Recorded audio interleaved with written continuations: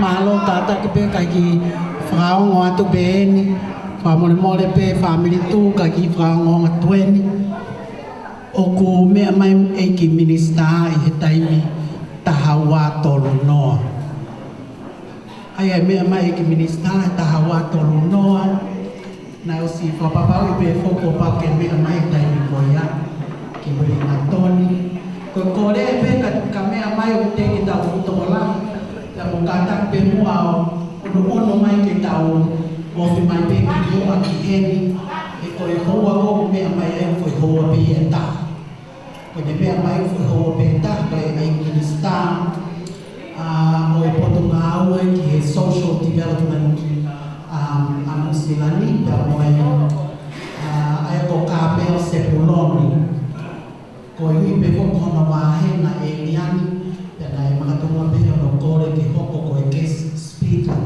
ki e tau ki programa tu ai ko kona ULUAKI e ma pe ko ko e tari katonia pe fa ko te fino tuani ko e tutu ni o mo ya ni o tuku na pe na fa mo ha ma mo KALAILE ke fa ko ako ko i ko e ko ULUAKI ko me mai pe ana pe fa ko ni ki lea fe kauaki pe mo ngai issue ai PULE'ANGA no sila ai ko COVID-19 ko housing pe mo tafaki ko MINISITA ai pe mo kakai Pasifiki o social minister foki ki kakai o Pasifiki ai KARMEL pe ko ni lava pe ko ia pe ko leva ai ki foi família lo toma ni ke me aheni pa ko ni mama he pe anaia pe tau hoka tu leva ki ata mo tala no AGM ai pa tu ko ki lao ma tu pe ko tu tu pe pe me ka mama fai ke la ko atu ko ma ULUAKI e tu tama EIKI MINISITA PULE'ANGA no sila KARMEL ona ko KARMEL SEPULONI pea e me mai pea kamata de ta programa kada ki kuya ki programa ni ki kamata ta programa e vai ficar o stili tu boniwa ko ta roto para aí pea o e ele foki pa bueno e no pena na fio e na me aheni a lo me koni ya lo tampa ko ta uri ta ndani a ko a ko e tamane FAKAAFE Pakalaanga kiri ko ya me amaleva EIKI MINISITA ai na keynotes o me toton ki tau ino ke ai felave I pa mo PULE'ANGA no sila mo ya na FAKALAILE fo noani pe osko pe hoka leva ki fo I entertainment ki he EIKI MINISITA pe e tatau mai le vai ka ne me ale vai ko ngahi engagement kehe o kukau ki ai I he fiafini ka tau toki hokat le tau tolu ke konga hono ua ko e proklama tala noa ia pia mo AGM e whahoko e hamala KALAILE pia mo FAKAAFE mo toi ngai family tō pia ko e lotu tāpuni e tau whahoko ia he whaikau ko Daniela whakauiha ai o konga ua pe tau proklama o kore pe ke tu atu te ke me mai MINISITA mo ke tau tolu o kui fale ni te o foto a pe ni o a ho pa te fatonia ko italiani pe ki a amala o Tonga te o tau tolu o ka o fai o family tu ko ia pe ka tau tolu a wa nai ka ko kore ke ka ta ka me mai MINISITA ma ho ina pe family tu ke tau ki tu e pe beginning of welcome in Myanmar. Tata di KALAILE, Muhammad dan FAKAAFE, tata di MINISITA dan Myanmar. Malam itu.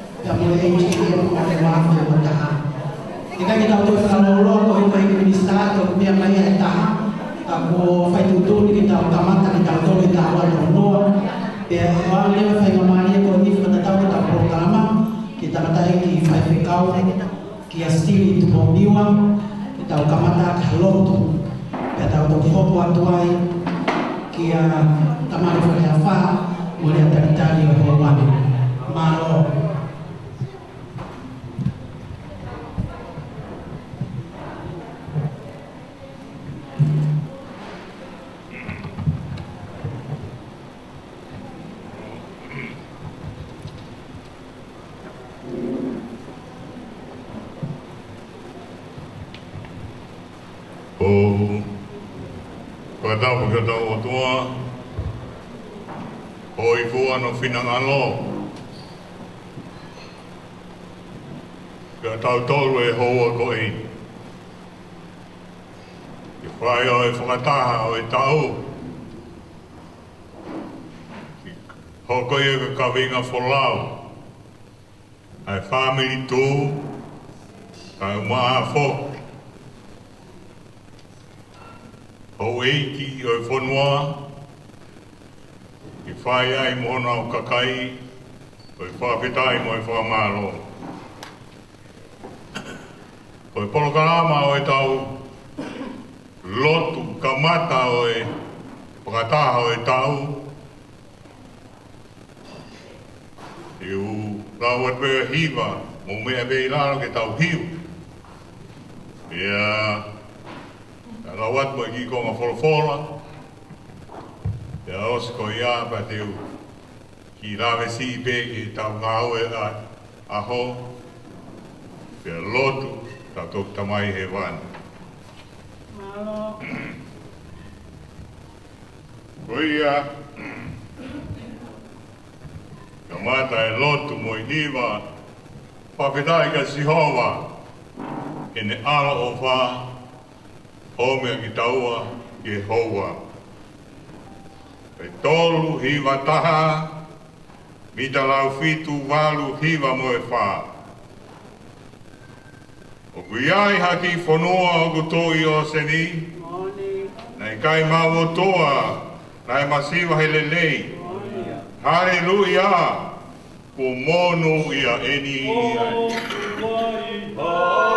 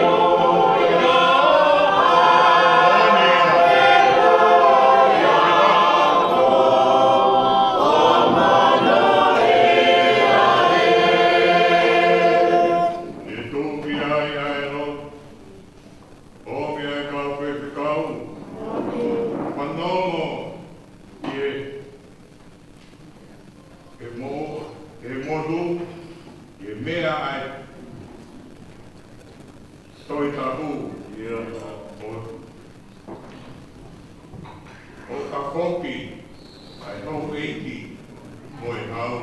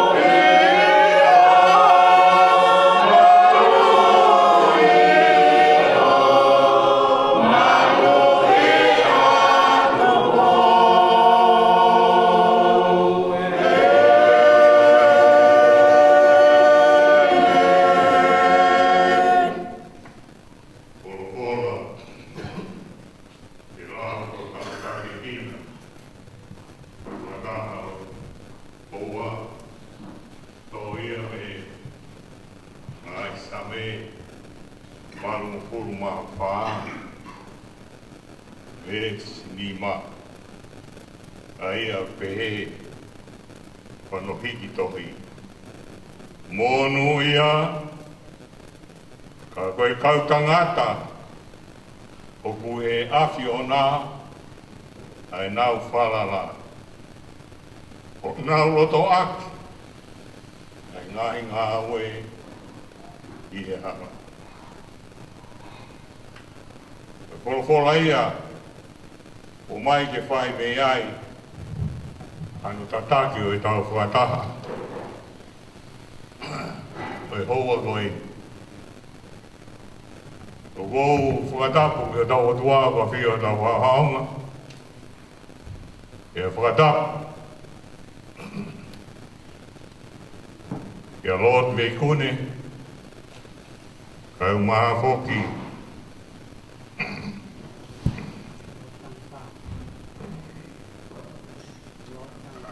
Lord Tanpa.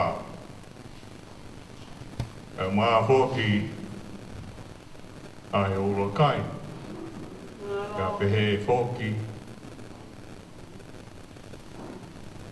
ke ama a tā pūre ka toa pē,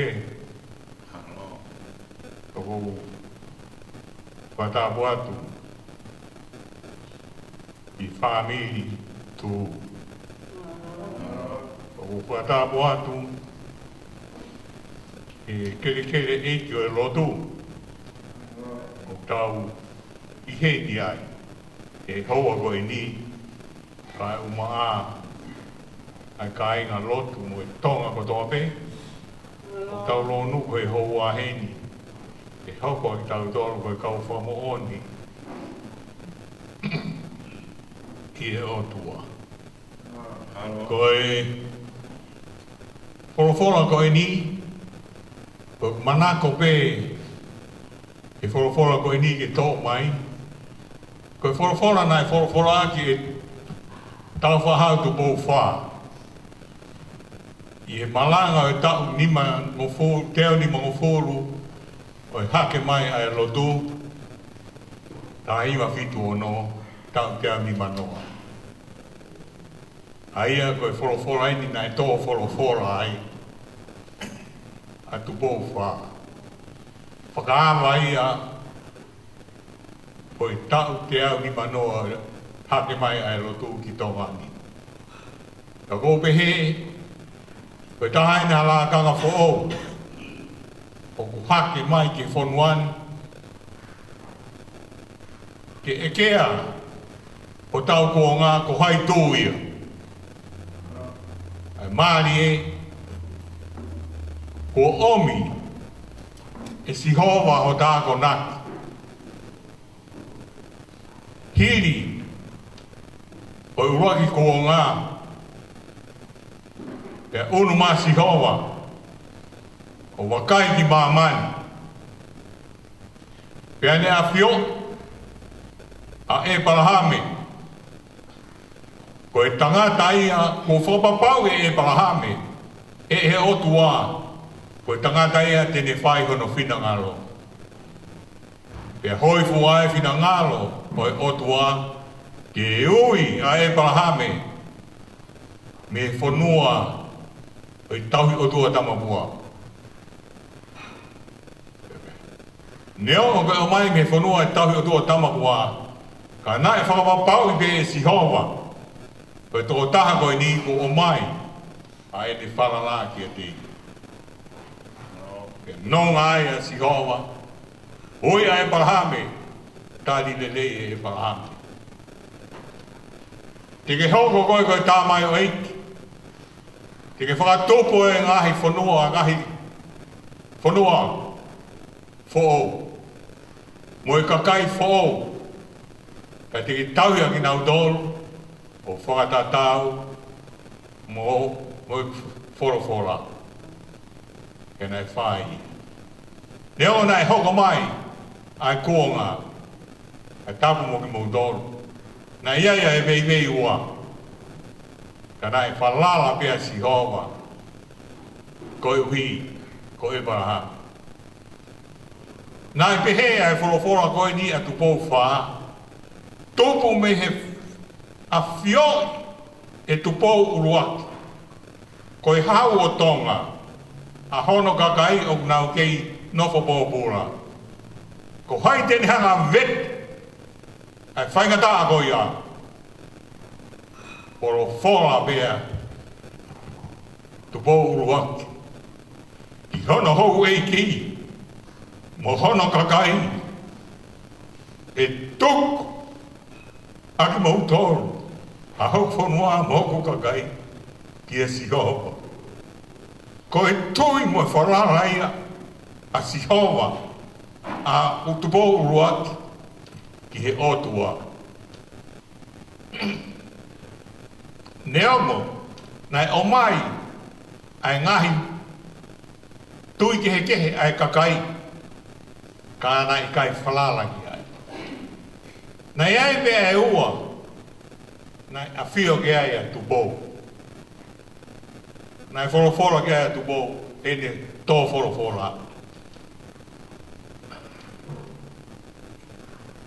Nai ai tangata lot, nai ngā aue mō tupo ULUAKI. Pea, ULUAKI whiri ia a tupo ULUAKI. Ke hoko ia koe ne pare mia. Koe tamai o iki nai whai whikau ko Seli Peika. Ke hoko ia koe ULUAKI. Pare mia o Pālangi o Tonga. Tā walu noa. Hoko ai ai. Koe whalala ia a tupo ULUAKI. Ki he otua. Kene ka mata ta take whonua. I he taha Walu tolu hi wau a taha ko ia o Novema. Nai hoko ai. Ai tuku whonua. Ki mua ai. I pōwono. Ka mea nai tō whoro kia tupo wha. Koe ULUAKI. Koe o mai o i tangata koe ni he lotu.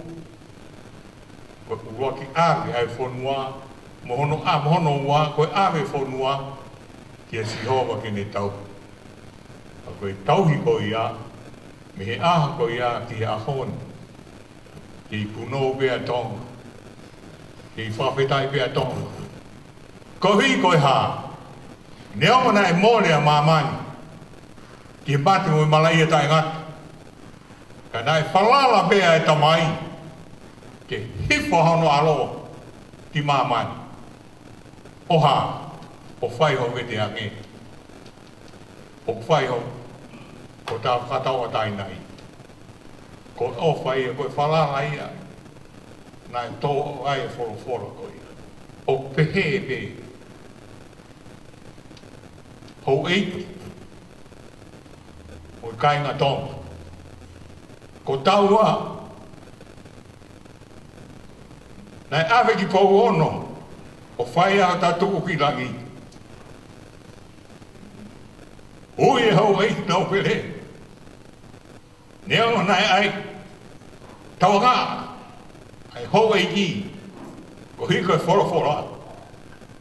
Hei kai te mouto e tauhi hase wani. Hei kai te mouto e ala. O pule. Hakakai. Tangata pe whewhine. Ko ave ko toa ki tau toro. Mea tu pou ULUAKI. Mea hou eiki. Mea haa lot. Mea haa mea wani. Ave ko toa ke siho. Ki tau ke siho. Ko ia ainga. Mea mai hou eiki. Whanongo mea mai ka moe MINISITA. Hoi whonua. Ke omi. Ke tauhanga whakaiwia ki tauto. Io. Nai pehewe. Ngāre o tau moto. Ngāre o tau waiwai. Oua. Hei kai te ke toi se rai koe. Hei kai te ke toi e palama koe. Te hoko koe hea honi ko sela. Koe whae. Ai saki. E te ke heko koe e palama. Ko e palahame. Whafou. Ho mana wa. Moho iwi. Ki tauhi ake o tua. Koe na. Sela ho tama. Ki tauhi ake. Ai whoro ame o tua. Mea hou eiki he. Hātaurua eiki. Kakai e whanua. Koe uhi. Ke whawau e tau mo uhi. Ia kalais. Kai lava. E mau hai fo ou. Kai lava. E mau. Halea fo ou. Mo iwi ko ia. E tauhi aga o tua. Me he tau tangata ko e. He tau tangata ko e. Me he kuonga ko e. He kuonga ko e. Me he o mātua. E whanau. Makapuna. Lotu mo e whamiri. Oua na veu. Puke ke ma. E ko monu ia angai e whanua. Ia ave e tatui mo e ta whalala ki a sihova. Ko ia ho ta tauhi. Ko ia vehe ta mo ui anga. O whaat. Tau. Puno olot. Ei ki mauni oni mo aro o whala. Ko wholo moe o tua ko kamata. Koe kamataanga ki whanua si mo mai ko Tonga. Nai awe me ki e si hova. Koe whalala ia mo e tui. Aka kai mo e whanua. Nai pou pe. Ai tangata ki whola maoni oni. A tau whahau tu po ULUAKI. I api ko pou ono. Mea ai a hau eiki. Moi kakai. Whai ai hana uete ange. I kai te whai hatau. I kai te aha pōpura. Whawheta. Mou teo ho mo ui. Ke hoko mai ai whakawhia maani. Amusia. Aki taua. O ta nofo. Pe whanua o kumaa. Mo whakaawhofa. Maroho o wha iki. Kei la koi thio. Tupo ono. Mai tahi te kuni. Pirinis kalau ni ka ma pirinis si. Mo fale aro. Mo nau ko mai si ho. I kai te ia vei ua. Ave ko toa be. Ki si ho. A fio be si ho. Ho EIKI e. Mo e puke a fufura. Ai ngahi. Rea koura. O hifo mai pe e otua. Ko e whola koura ia ai maa oni. Ko e mau Fakataha he houa e tamai. Ke whakamo ni. Ko ia koe ane a whi. A haoni pe. Pea pehe e peo ta ngata. Ko si ho vai a mo e ne o wha. I kai ke liliu. Awe ko toa pe ia. Ke inasia e si o au ke rahi taha.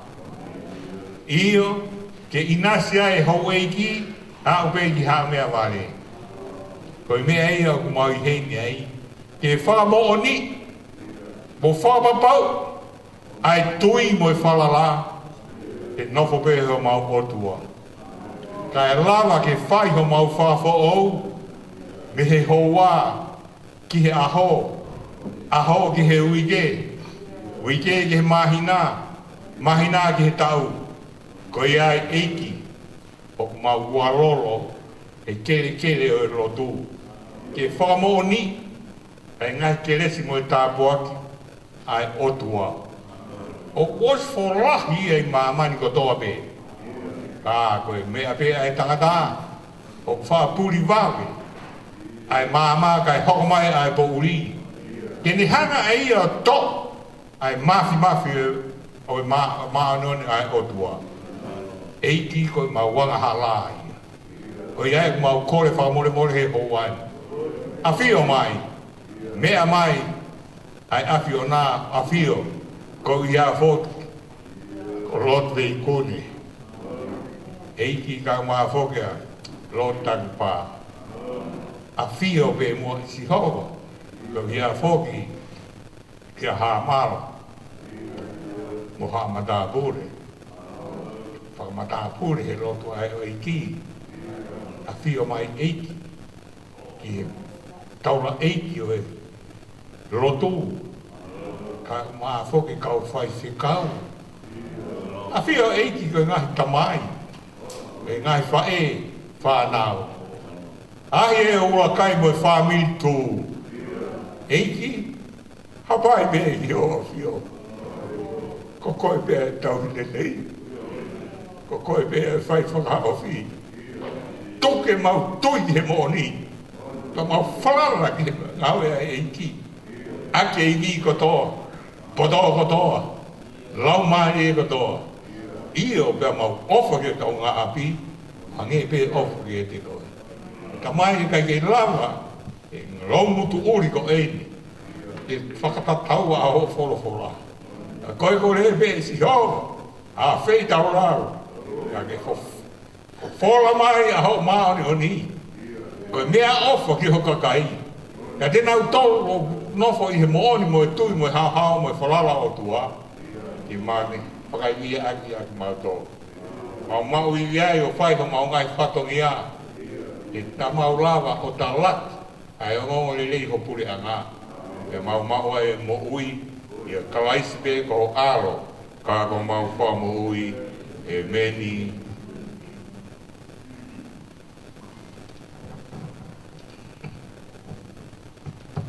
Malo vito.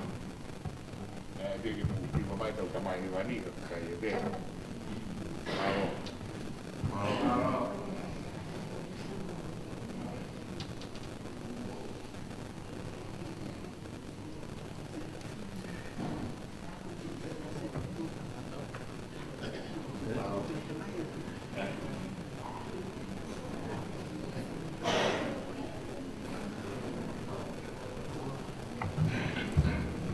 Whamalo atu ki he tangata ik whaifkau, ko hiki o lava lelei ko ia e polokalama lotu, pia mo e tau mua e family tu, ke tau kamata pe mo e lotu, tau kamata mo e EIKI, pa te tau toi whakaos pe mo e EIKI.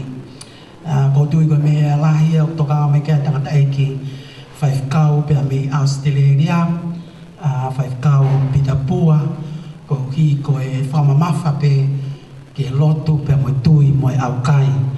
Tēne whakamalohia e family tū, pe ko whebe a whituku e kolope, o tau kau Fakataha e whamalo atu stili, whawhawhonga te komiti, whamalo lahi ki e tangata e whaifkau, I e whakahoko e whatungi a loto e hauani. O ko kore atu pe, whamoremore DJ, kai ki I minite nima e polokalama, kai mea mai I MINISITA me tua, pe a toki kore atu wharea wha, ke whaere a taritari e taime o mea mai ai ki hono mea anga. Kai mai moa DJ ki whas whakawaha mapa pe, tauhi pe merino, ko hi kai taritari e MINISITA ke mea mai kai tok whaere a taritari e whare a wha. Malo.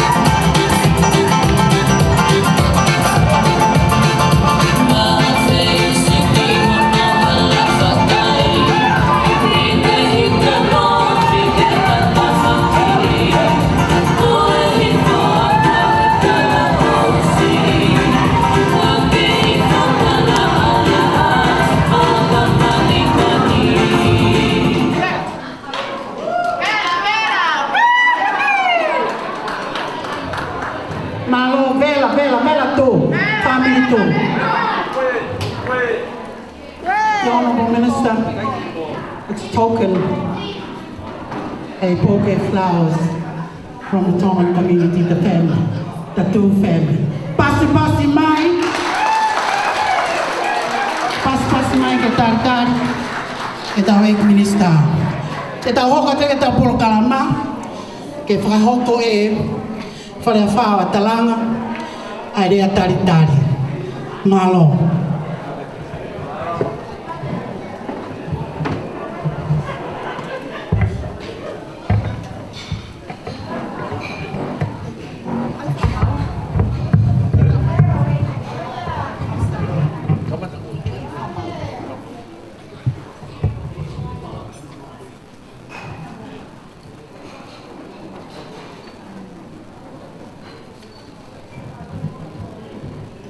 Kia ora tātou katoa. E mihi atu ki a koe, ngā rangatira, ngā mema o te paremata, ngā minita o Parliament, the Honourable CARMEL SEPULONI. Kua tai mai ki tēnei whare. Haere mai, nau mai, haere mai. Ngā homa, tēnā koto, tēnā koe. Whatalo whatu, ai roa whiong. O re minita o Parliament. E tupu mā tamali, ua whatas mai le nei whale. A taupa ia mamalu, o re ai o iau sautala. Ai o te whatulo watu. Too low nala.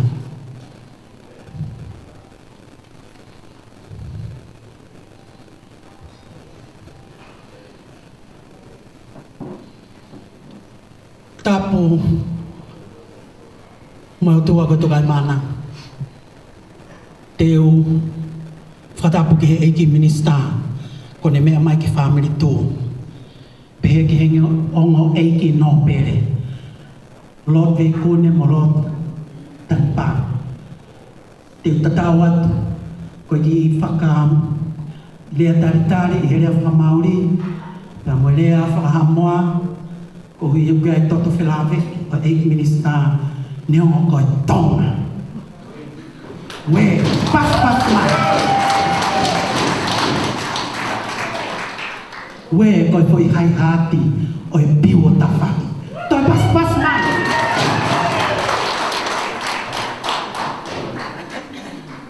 Teo pasi he ni ki he tangata wa ana rea taritari na toha whatongia.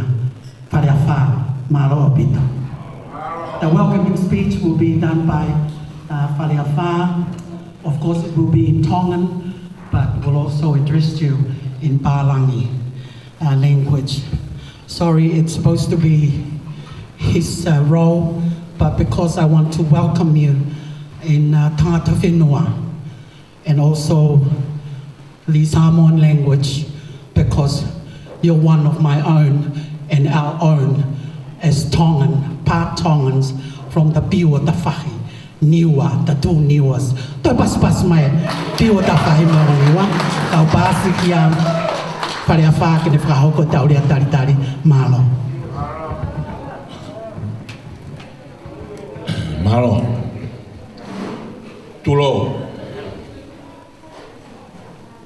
Tulou. Ka whawhainga maaria i aki motua tuani. Ke whahau ko whatongia ko whakakoloa ki au. I e haua koe ni. Ka te kia ki hoko atu a lea. Ho tomu atu ku ha whakatapu. Ki ho tua mafi. Ai au kune a whio i ho tauro tono tara. Whatapoki ki he whakaafe whalangilangi o mea ke mau SEPULONI ka koe MINISITA Whatapoki ke ongo Nobele veikune ka uma Nobele tangpa ia pehe ki ate mo EIKI Whatapoki ki a hamala o Tonga ia pehe ki hamata pule o tau kau whanai Whatapoki he whaikakau me tō whatongia i honolotua e tau Fakataha EIKI e kia whitu e kia whaikakau ria msau e mua whaikakau pe o tau kau heni ka e maaha karoe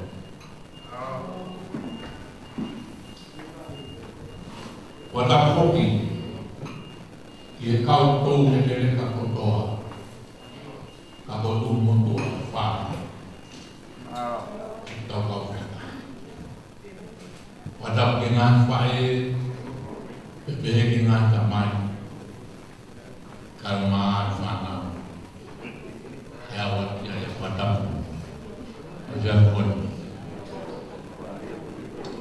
Whatapoki kau taki o ngā Kulupu kotoa pe o ngā wāhinga me he saute o au ke noate. Pea pehe ke kau me mipa kotoa o i whāmi o tau kau Fakataha. I he jasi koni. Pea ho whiawhia ke whawhawhonga i atu. I heni āhi o ULUAKI kau maaha mala o Tonga. I he whatongia o na tuku mai ke te au. Ke whakahoko.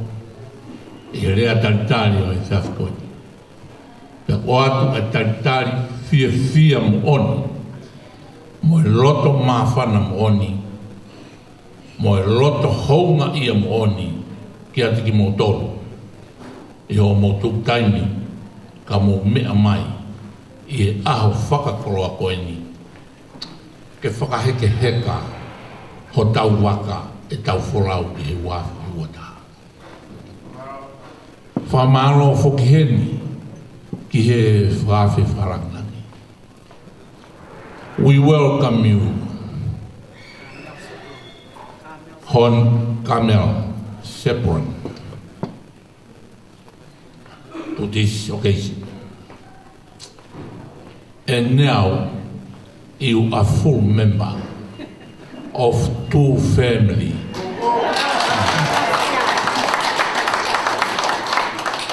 Me, House of Lord. Pea koe e whamaro. Whamaro ati ki he ono bere. Pea mo ki motoro ko toa pe ho EIKI. Mo kau memi mo katoa ku tau kau Fakataha. I he amana ke whakahoko a e tau tala noa whakawhamiri. Ki he tau wharere o tau waka. Kau kia roto mawhana ia te au. Koe uhi ko whaampe ke whakau atu ki he korope. A e tau mawhana whakau atu whoki ke whaiwhikau ki ta pua.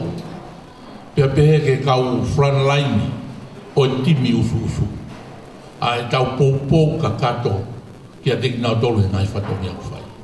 Pea pehe ke kau tau reke katoa pe mo e kau me mipa kotoa pe o e whaami tu i he o pe. O kubo mea mai ke porokara mai. Ko ia e ki rea taitari o ko whai atu i he houa koe ni. E whakatauang ke tau maua au whiawhia. Rewa e maranga kau tataua.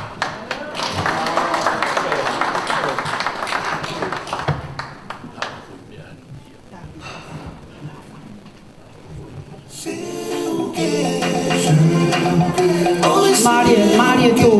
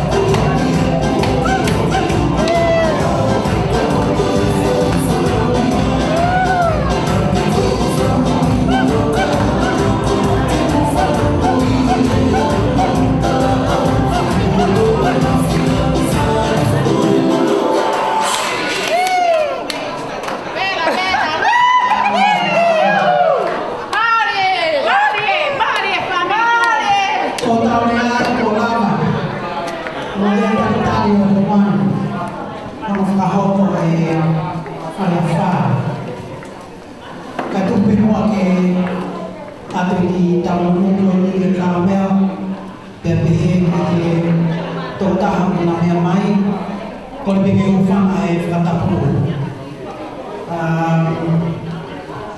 kia masila hamala o yo tonga pe kia te koe ahi ULUAKI koe fia ka koe fia e tau kau Fakataha a honi pa mo EIKI MINISITA pea o ko tui family tō o ko kaueni i he polokalama o ko whawhiawhia ka koe uhi koe tokolahi ngahi apisia pea peheke ngahi mauhoa ai ngahi event pea mo ngahi kātoana keke o ko makatunga e tau ki toko si ka tupe mua ke welcome ai EIKI MINISITA i rea whakapapalangi pea oskoia pea hoko atu ke ne mea mai o whai ene mea pea tau toki hoko atu kore atu pe ki whakalongalonga mua whamore. To the Honourable Minister of New Zealand Parliament, Honourable CARMEL SEPULONI, as well as the Member of Parliament for Lynn, Deborah Russell, we are deeply honoured and privileged by your effort to connect with the Tongan people here in New Lynn. I am pretty sure that you are proud and very comfortable setting to be in your own territory. On behalf of the Church Whaiwhikau of PULELA'A and all the members of the two family of Aotearoa and the spokesperson, the Mata Pule Hamalai o Tonga, welcome you to PULELA'A today. As our guest speaker on these two family events, to share with us the information that we may need to know about the good, hard work of our New Zealand government in regards to COVID-19, housing issues, and also your own portfolio as a Minister of Social Development and Disability Issues, as well as the Associate Minister of the Pacific People, Arts and Culture and Heritage. This is one of the most important purpose or goal for these two family events today, is to preserve our own Tongan traditional culture and values for our four golden strands, Ta Whaikawe Koula of Tonga.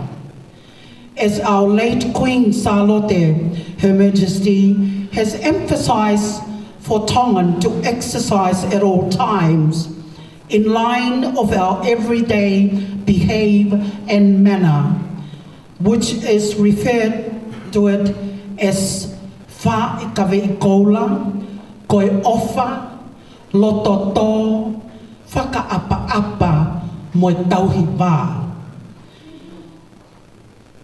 And once again, we thank you very much, Honourable, for making time to honour this launching and the AGM and Information Day to our two family. By your presence today, you have inspired us all with your commitment and your dedication to serve our Tongan and Pacific people at large. And may I please express our love to our own Prime Minister of New Zealand, the Honourable Right Jacinda Ardern, for all the good work she and the Cabinet Ministers of New Zealand have done to all New Zealander. Thank you again, and I welcome you, as well as the MP of New Lynn, Deborah Russell, Malo Aupito, for attending this event at a last minute request. And I'm not surprised at all, because you're part Tongan, and I know you will not turn my request with Hamala and Kalaile at the last minute request for your attendance today. Ka taki pas mai kai Minister, because they're only here for 1 hour, spend 1 hour with us, and they have to depart.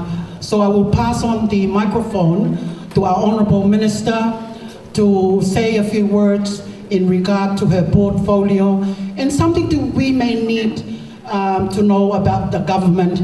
There'll be no question asked, it's just her to deliver the speech, and then a performance. There will be a performance after that, and I'm sure the 1 hour will be due by then before you depart the event. The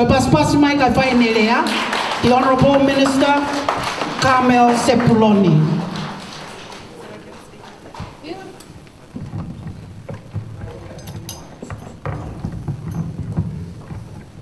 Malo Lele. And thank you so much for your warm welcome. What a wonderful sight it was to come down the driveway and to see you dancing and to hear you singing here in this hall. It is a privilege for me and Deborah to be invited along. So Saloti, you said it was a privilege to have us here. It is a privilege for us to be invited here.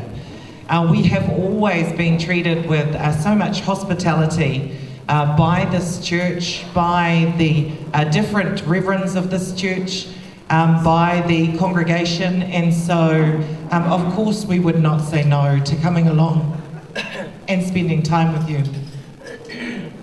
Saloti, I just acknowledge you too. Many people in this room won't know, but Saloti was very much part of my journey to politics, alongside people like Anabeta and Hola and Sermisi, and so much so that Saloti was actually there when I delivered my maiden speech as a new Member of Parliament. So I acknowledge you, Saloti, for your long-time support for me and for the Labour Party as well. To each and every one of you in the room, I am so proud of the fact and excited by the fact that we are able to meet like this. And we are able to meet like this because, unlike so many other countries, New Zealand is doing okay in the face of COVID. And each and every one of you have been part of that team of 5 million people, that have kept New Zealand safe.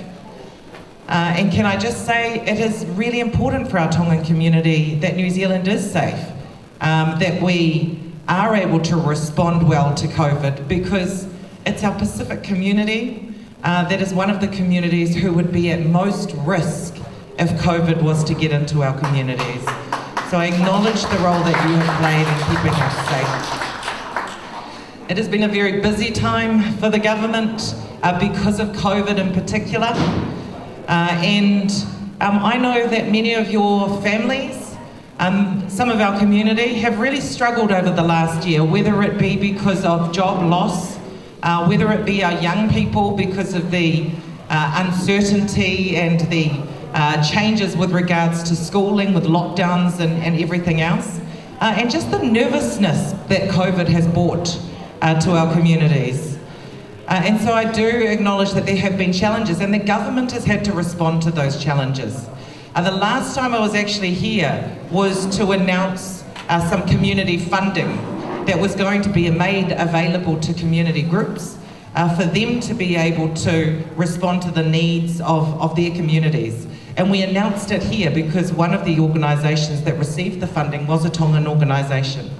And we know that our Tongan community groups know our Tongan community and families better than the government does, hence why we put money into supporting those groups to support you. And so I just want to say those community groups have done a fantastic job.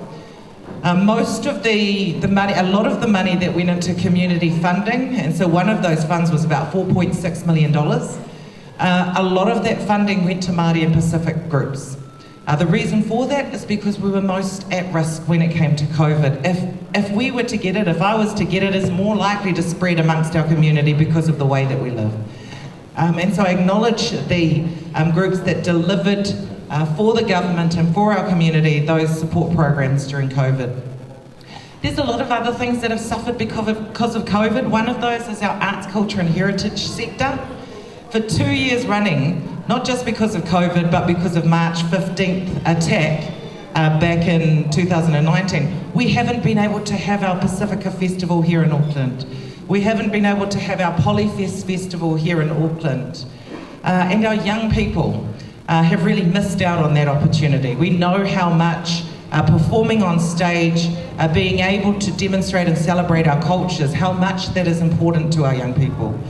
And so I was really excited as the Minister for Arts, Culture and Heritage to be able to announce for the first time ever $12 million going towards supporting Pacific festivals across the country.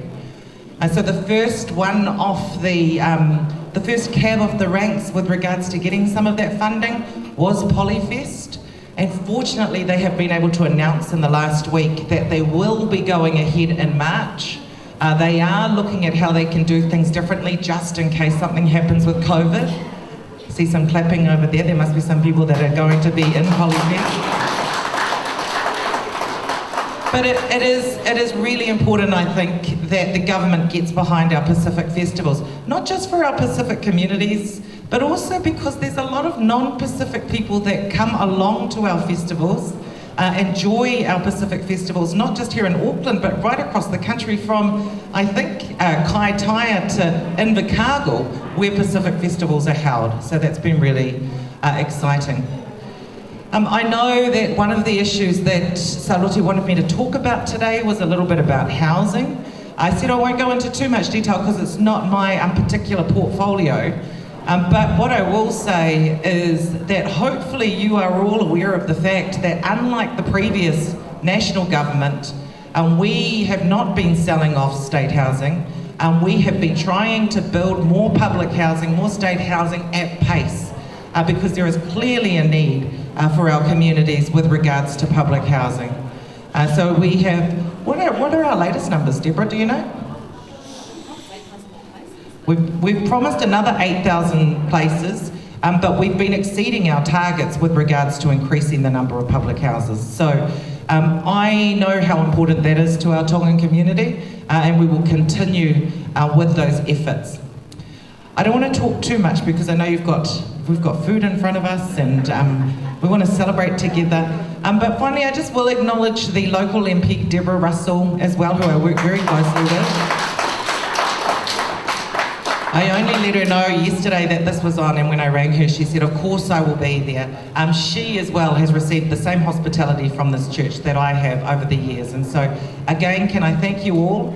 The next year is not going to be easy for the government or even for our community, but if we continue to work together the way in which we have been, then New Zealand and our Pacific communities here in New Zealand will be well placed, I think, at the end of this year, not just to survive through COVID, but to thrive and be better off at the other end of this. So we're looking forward to working with you. Please remember, we are here, we do live in the area, we are your local MPs. Anything like this, we welcome invitations to come along. Thank you very much, Māloa Pitu.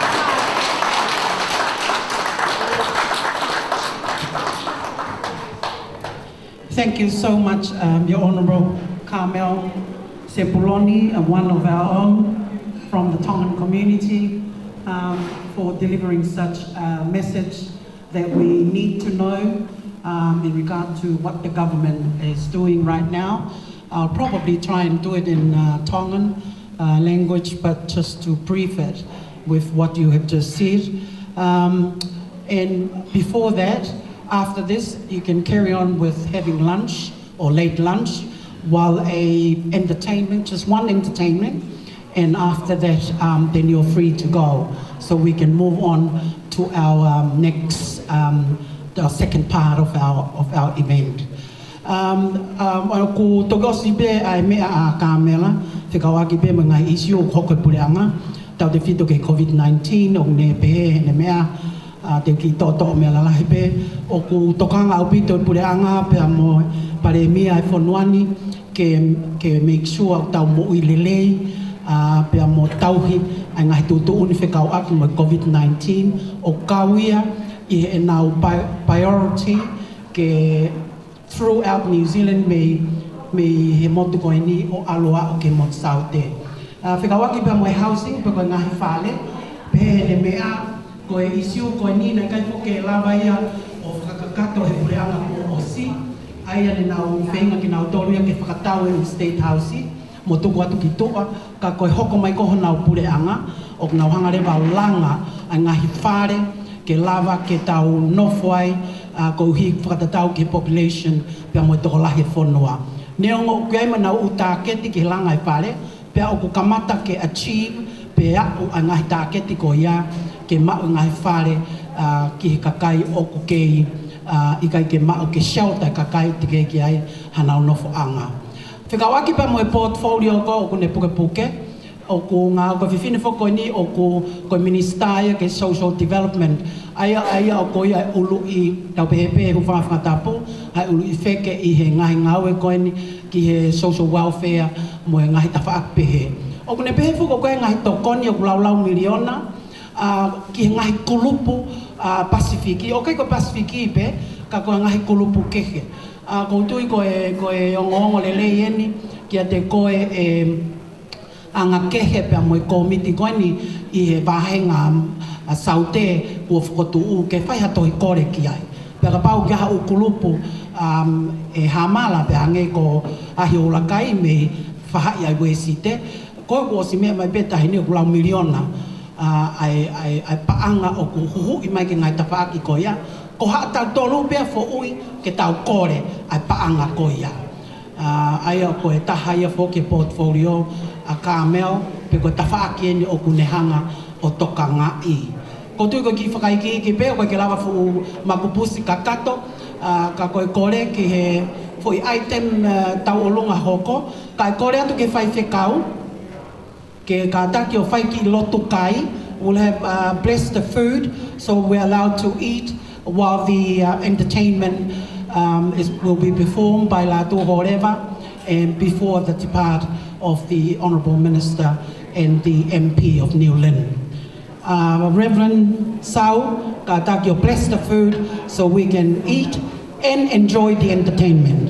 Malo Sau. Daulo, tua mafi, mau haka elangi ko tau, mau patah lagi tuu, mau hangau pamoni, apio ay apiona iheni he honi.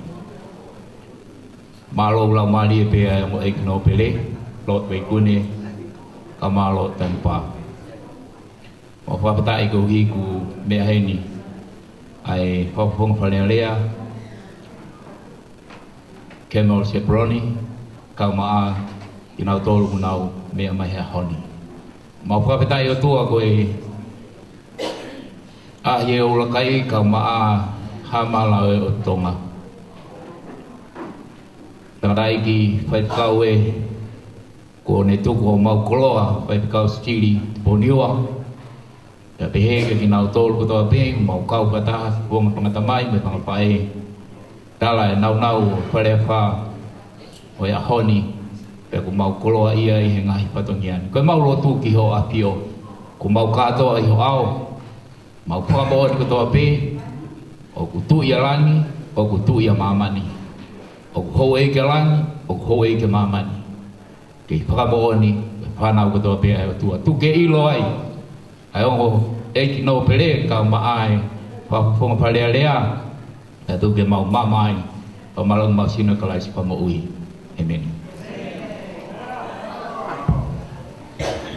Whamalo atu whaiwhikau sau e tāpuaki o e mea tai. Yeah, you're allowed to enjoy the food.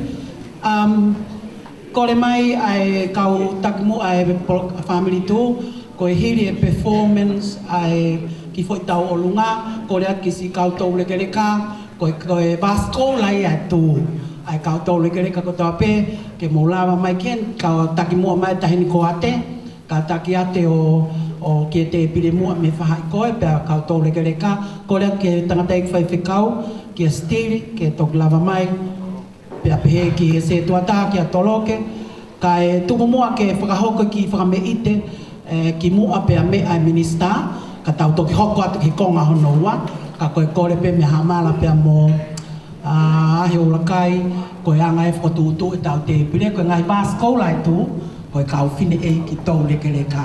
Taki mu ai a te tui hangana, pe mo e kau whine. Sa, tau hoko atu rewa koe whakahako te mau, koe hahaki ko ini o ko ke mau, ki tau olunga a honi, e tāna kia ke si whoaki ko haki koha, ki he DJ, pia mo e tō tahako no ne hulu laivi e tau polokalamahe a honi. Nane tau mai pe koe ne ofa, kau kupehe pe e tau mea. Koe tau kore koe miniti whakaosi, pia koe pe ki ko ini ke tānaki, ke whoaki a manau tohu. Malo. Sai, tahine tau olunga. Our entertainment for today is Latu Horeva.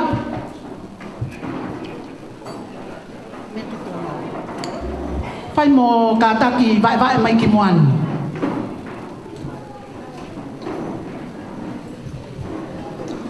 The Tongan Tao will perform a solo dance this afternoon. Just a perform for your Honourable Minister,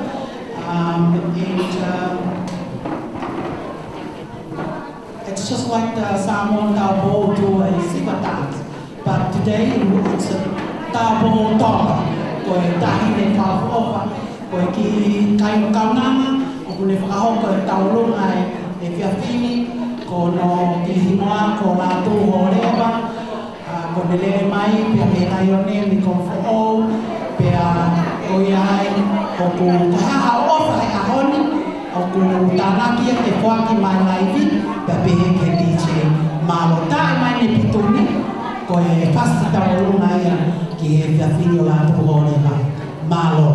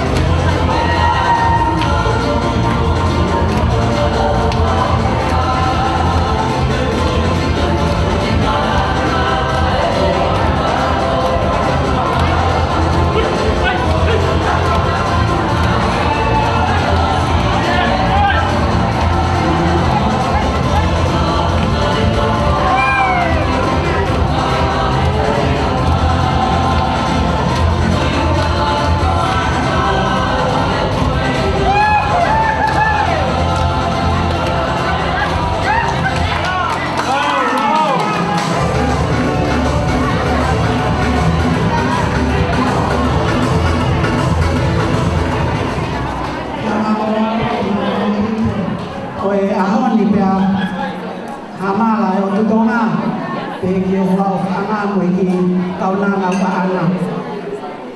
Ko le atu whamore mōre ki o eki no pere, ko uhi ko mo te pire na ngāri mau tai tokanga, ka mo mea i pē koe, ka kai e nyoku, tō mai mea i ngahi, whanki koi i koe ke whanonga e konuan. Pea ko le lawa pē i MINISITA, pea mea atuia, ka e toi reseti pe te pire, ke mo mea mai ki ai. Alon pe kone pea moloti tanipa, wa more ala e family tu. Pea te teo mai pe kau whetine o family tu, he toki ai pe tau ki foi family a tau tol, mai ongo eiki no pere, na pe wanga COVID. Pea koe wina ia e pamalo, koe houani. Pamalo e houani, i se tau tau ni kereka, sape kau me mi pakoto. Pamalo la ia tu kare apa, malo no kei puke a fula, e ke hamala, puke mai ho tau whare, koe hini koe prokala mai ahon. Malo e lotu, e kau tangata e ki whai whekau, tau wausia le ahon. Pea ko pakai pio fie tau kau tau ni kereka. Ngahi vas koula e family tu, nau fie hai ahon, nga kehe koe ki prokalama tuka mo masiva ahon.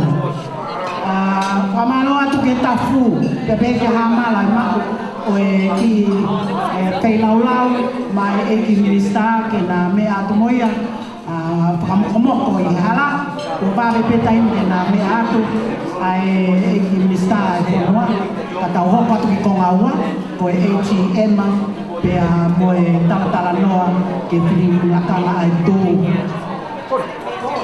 DJ, tu maki pas whakaverevela ki kau whetine, but I'd like to say thank you, Honourable CARMEL and Deborah Russell for being with us today. We've got a basket there full of goodies and light lunch for yourself and Deborah to take home today. Thank you so much. O kumalok sai ka hatau kita mo eki MINISITA, family tu, kore atu hamala. Family tu kato mai ke tua o eki MINISITA, ke ai hatau ta, kato ke kau fine eki. Hamala, peke tamale, ai hatau ta mo eki MINISITA, kana lava atu kinaua, patau toki hokoan. Oia. Kataki, katoa, kotu koto me mui o areva tama faita, awa tu moha amala. CARMEL would like to take a full picture of the two families while they're still here. Just sit there, please. Just sit there with Deborah. Family two, Kataki, tamale.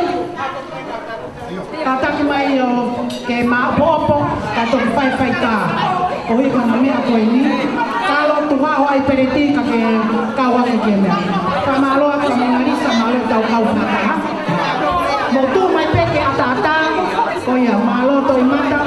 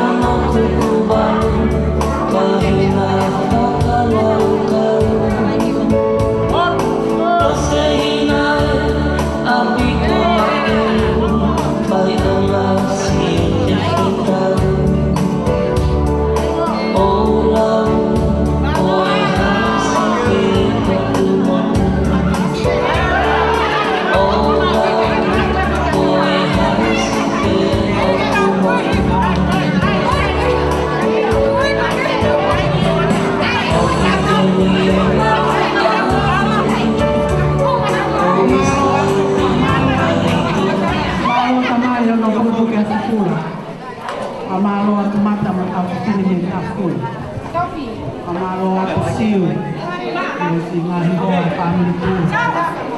Pagko ke kamalo ke tano amina, malo na pulpo ke full. O falahia.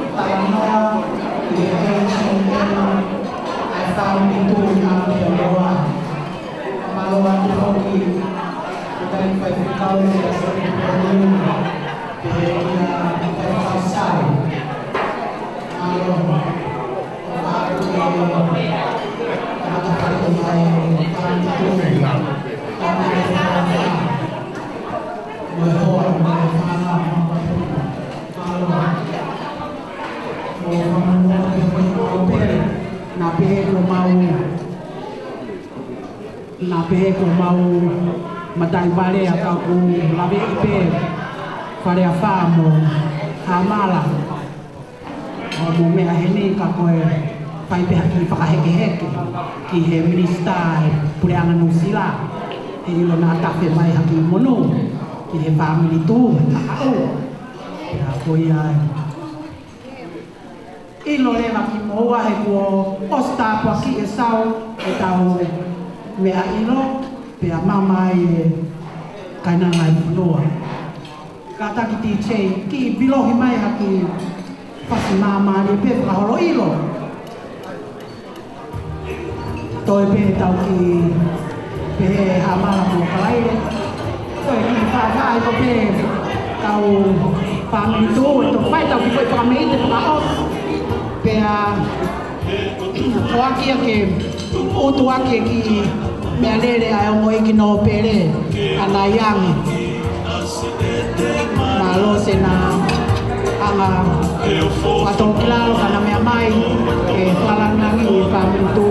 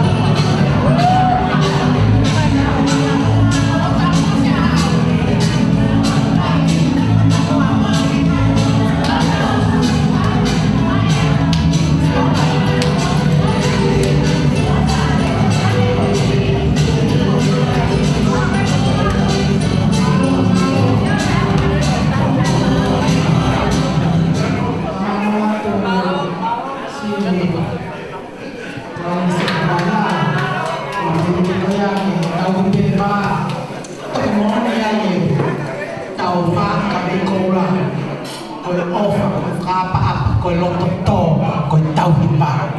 Pea koe whamii te oe ahoni. Ongo i ki no pēle, whamore mole atu pē. Si i pēle rea kai ha, ai ki i whine motua.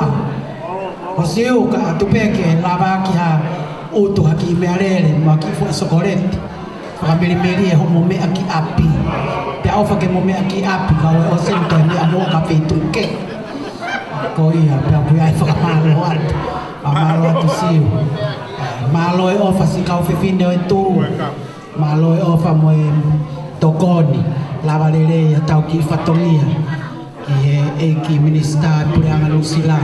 Pea pehe ki hongo EIKI no pere. Mo e nao ngo whai pakawhi ao. Malo, malo. Whakamalo atu ki e tafu.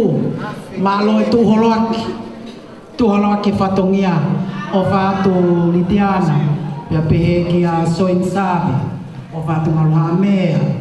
Tahine ko toi i matala ulo. Malo si tupa me tafu. O whātu kai tofu. Ma kau whiwhine. Pukupuke a fula. Ma lawa e ilo. Pehe ki a koina rosa. Ilo e no pere. Pea ma mama e koe. Kaina mai whanua. Ma malo atu ofa. Tota ai ma ki whase. DJ, ko i mo pe mea ki ai toki. Ko e mama i e pe, tau hoko ilo. Lo tau hoko e ma ki e tau Fakataha. Ke Fakataha noa, ki e kotaki ke te whito mamutinga. Na iuia i whahitu e ahona. Ke whakahoko AGM, ko tau Fakataha whatalu. Ki e taratara noa, ko tau aki mo nai la kama. Ki e hoko atu e tū. Tāmitu i wafe ULUAKI. Hane peko ia o me potu mea mai tata eki whai whikau. Pita riki pua junior. Pea mei participating as the o whalahi atu whamiri toa te aroa. Tata eki whai whikau. Koe ni o kumu whai hana whamau whatua whatongia. O kumu i kai tuku hai. Ele vai fazer como o se chama ali o tu mai a hava o pe que ai o local o fare a fa pe que a ngakefe mo kau tangata pe que toi nga kau fai kau ko e kau la lo wa fuia o kolofo o ku nau kau mai he o fatu que tamsi go saris tu po niwa ma lo e fa fonga mai pe que a luatangi ma lo kau Fakataha mai ahoni pehe ki a te vita mo tua puaka ma lo kau Fakataha mai o whaak se tuata o PULELA'A we ka koe apitupu a ko PULELA'A o whaak se tuata pehe ki o hoa ma lo e whawhainga maari ai holo ke whai ai polokalama ai whamiri tū DJ tukutuku maa maari mai pe ona ke toi heka mai ai koe uhi kai o mai ia ki e ke mawhana e kau whawhine o whamiri tū malo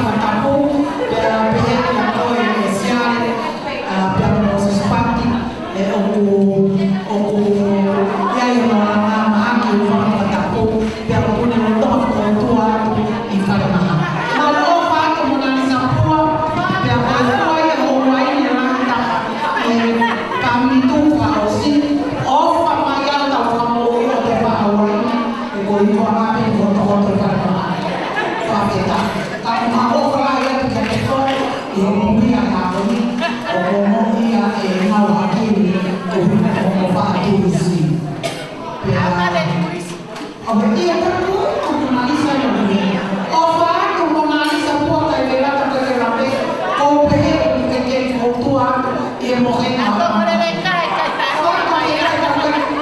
ta ko ya ko mai ne ta ko ta mari na asma e prince e ka ta ko e ko wale ko ho mi ka ma ale mo na ko fa ka ho ni ma o fa la ke ti ko polis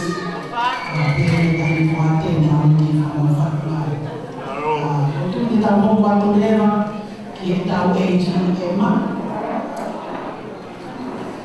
kata ke foto mah kau saya kata orang ke Fakataha kalau mau bea mau bea ai kata ki itu foto mah kau saya kai kamata ta Fakataha ki hepi na kama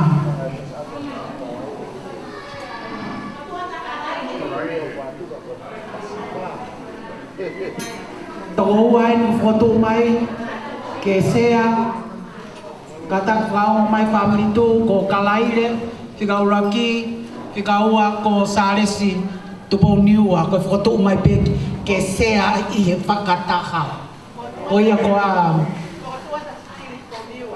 oh tako sti foto ngai ko sea pe ni I Fakataha o te uka ko sai Koia, kuia pou ka stili.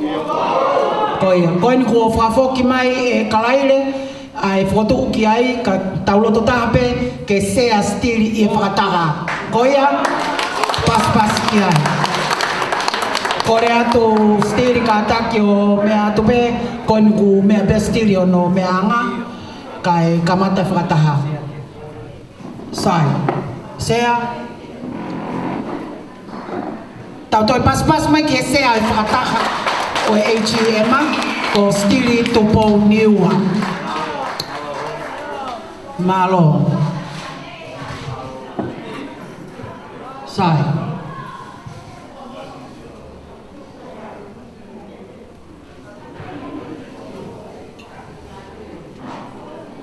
Pamano e Pulela'A Oi ko no pinangalo Tau heni e kele EIKI o lotu.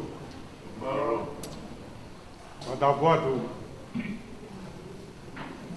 Ke lot veikune. Ka uma foki. Lot tampa. Pehebe kia. Amata bure. Ebe ke te koe Amala ko hama tapuru mo ka ta fonua ko pala hiat ke te koe ahi o ULUAKI my family Wa tu ngai pai ngai tamai. Kau tau roi. Kau mai whanau. Tau heni e hoa. Kau whamon. Mai mata ki o tua. Koi ai. O whamaro wat. Kau mo mana tua. Mo tua ri e ki na koe. Hoko koe sea. Family tui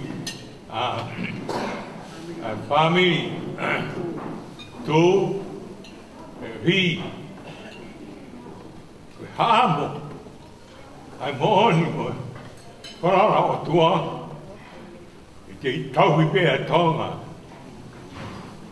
e falala ki Sihova tai mo pe Sihova ka ka Sihova Kagea me te tau rapa. Ka koe mea he mawha mana tau kupu. Whai ai ho tau whamonu. Ko iai ko koe ni moao. Tau kamata e Fakataha. Te whamoni. Ko hai tū I te ntoe e kea. Mafi maa ni ono e o tua. malo Ai e nai tuki lami. E tupo ULUAKI po uona. Pawhetai atu. A ki mo ui. Ngahi tau mahi e lei o tua. E mo oni, mo fe o fani. Mo oni be ne fora. Ko e fora mo ui a kalaisi, mo lelei, uni hanga o mai, ai fie maari. Uni hanga o mai, ai tāpua ki. Ko ia e ko tui ko ki koroa, ko whakateu aki au. E whamiri tū he houani, watua e whamalo, kai tukumoa ki tau, hoko atua e whatongi a. Ko ia e ka pau koe ai, a ki a senita, o e tau Fakataha, a ko kore atu ke o mai, e ka pau koe kai, ka pau na e ai ha mini, o e Fakataha ko mariu atu, ko tau ko alo, o mai e ki kamata aki. E tau toki pakai lewa ki he momona o e miniti, a mea whiere ki ai hata. E whapapau i ai, a tau kamata, a Fakataha, e whapapau i ai miniti e tau ko mariu atu. Māroa witu. Mopata.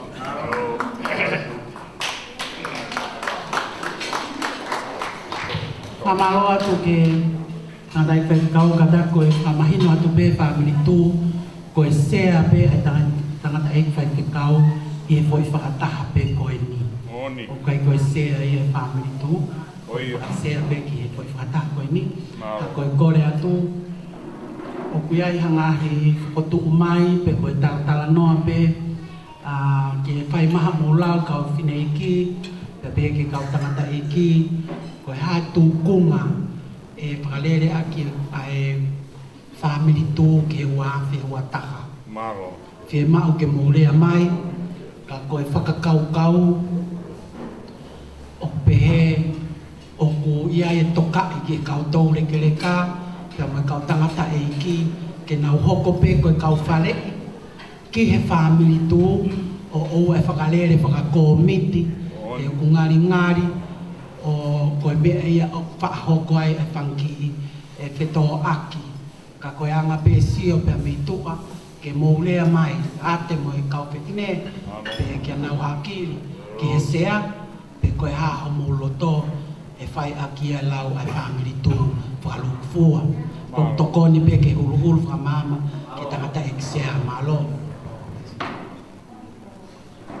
Koia, ata te pile, moi matanga, ke mō kātaki o laurea mai, pa koe haho mō loto ke sea. Malo.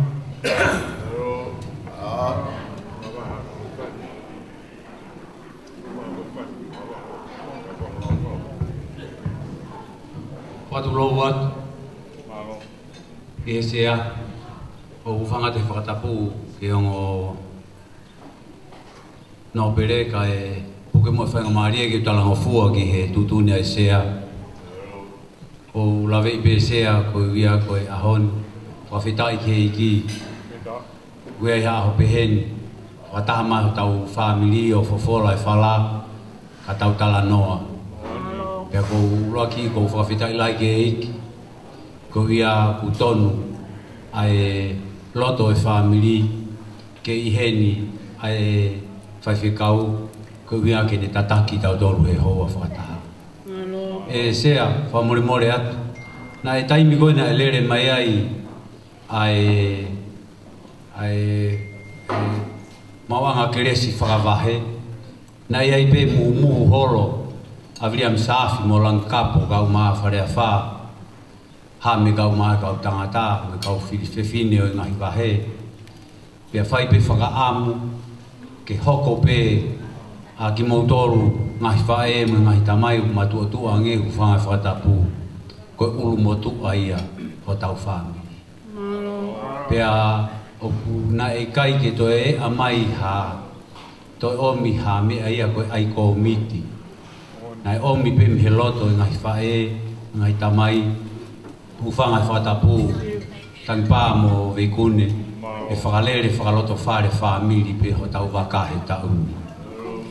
Koe iai pe ate mo e kau whewhine, pehe ki he sea feituna tangata ik fai fikau stili pe mau tu la fare ato i pe mau tolu matu a koni ko mau vai vai pe kono to e fa nau tanela tu po mo ko ta ma ko na ma lo ko e ka fa ki ko e to atu ko mau tu ma la fare e pe mau tolu i ko fa foki mai pe sea ai foi fa kau ia ke fa fiofi ke ka vei ko la pe o tu ia ko ta ha me fia ke ai kau fefine ngai fa ke whakafoki mai ho tau tonga he koe tau to tonu he mea nai whake aki tau tonu he uraki wha pia koe whakaamu pe ia koe tui koe nou pe ia o ato e whakakau na o sifai ke ai ai whelotoi pe sea koe hia ke hoko te ngā ue na whakaamu pe ke whai ha whakamalo mo whakawhitai ki tau komiti kina e whakalere mai e tau ngā ue ngai ngā ue lava mea na nau whai o lava ia e katoanga le leina tau whai e tau kōmariu atu. Ka koe angai ne tūkunga ho tau waka, o Saupulu, pia tau whakaheke rewa sea, ka tau wholau ki tau tolu. O tari mai e tau tahi ia mo lalo afu. Ke angi hanau mea ke whai. Pia ku tari mai, tanila tuitupou ia mo e wheitu koe mesi mo mea. Ke angi ha mea ke whai. Ka koe hia, koe ahoni, tau whakataha mai.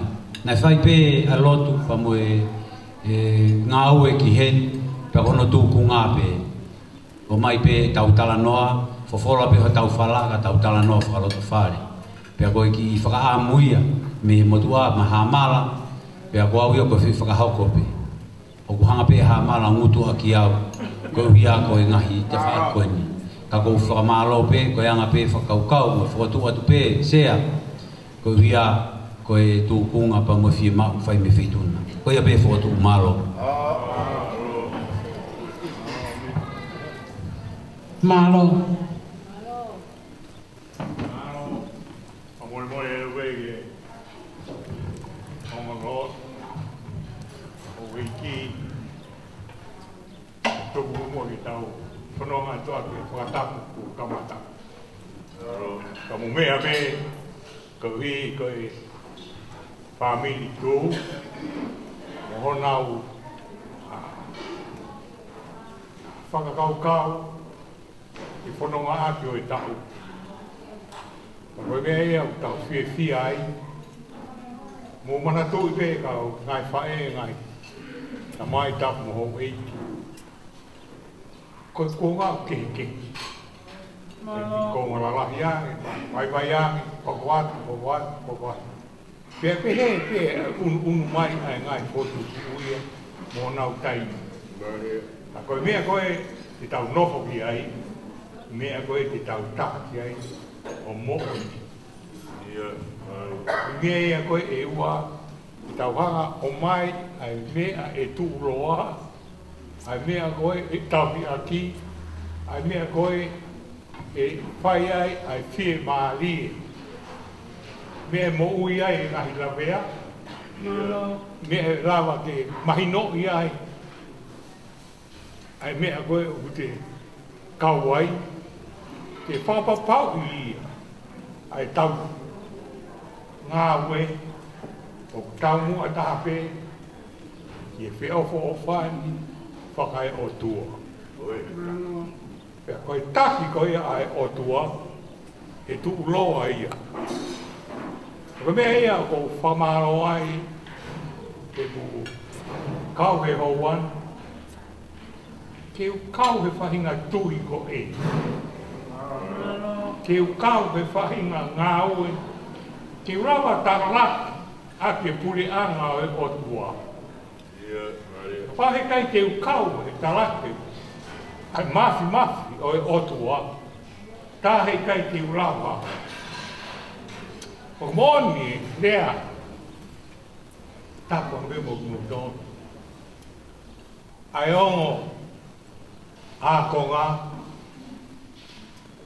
semis, mosion. EIKI, te mā, Lama o whaka fua mai ki manofo e tō matau mo e tō he mā. Tā mai rewa. O ku ata ki taha ko toa venge nofo ki tō matau mo tō he mā. Kai whai, ono whakamu o ni, ko se wā niti kita. Ke whai ono whapapau, ko i tō taha kita, o ku te hanga whoat a e te mo'ui mahoto eiki.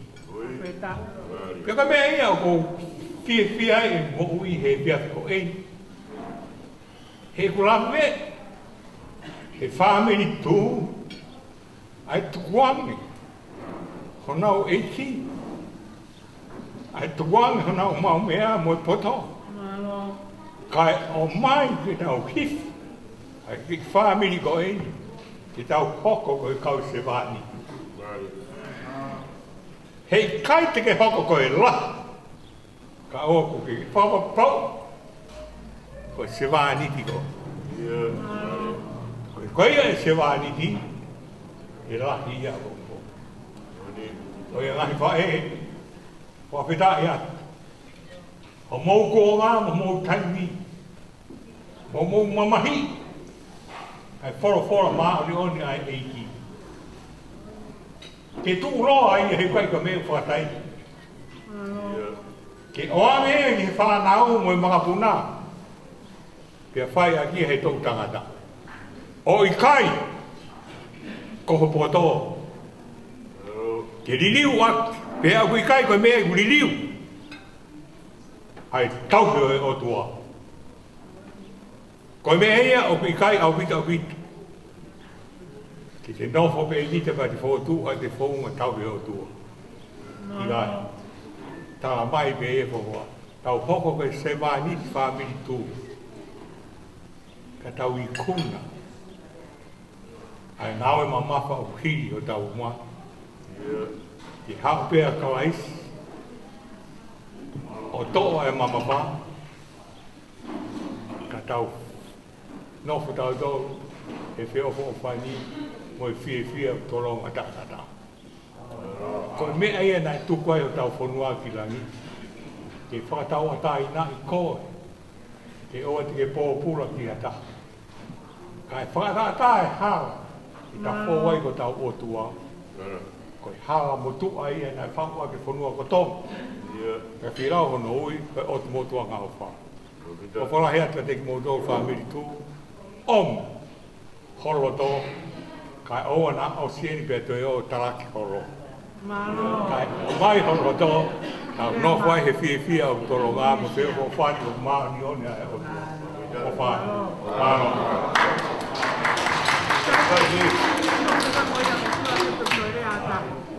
Mano. Mano. Me ai kea. Ko moi tuwe waki tai ki o tua. Ia ki o. Ia ko o whai ka mō ai.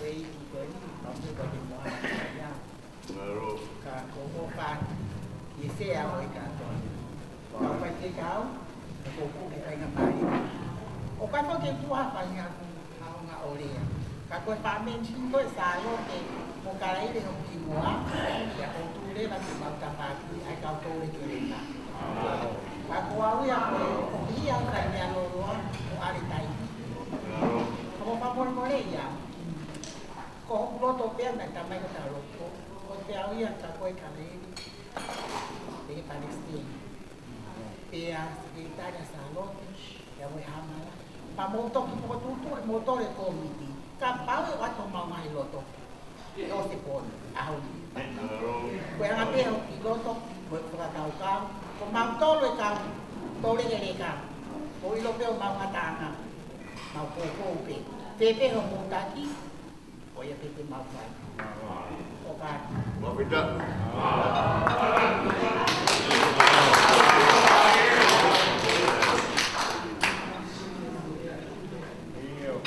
O mea mai ke pa mori mo. Rau. Whatulo wan. Kia tap te o mo. O eki. Pele. Te avera rahi. Ka te au ke whai ata. O ko whatua te seketari mo. E si pe o ya. Sabe. Claro. Kamata tau. Hello.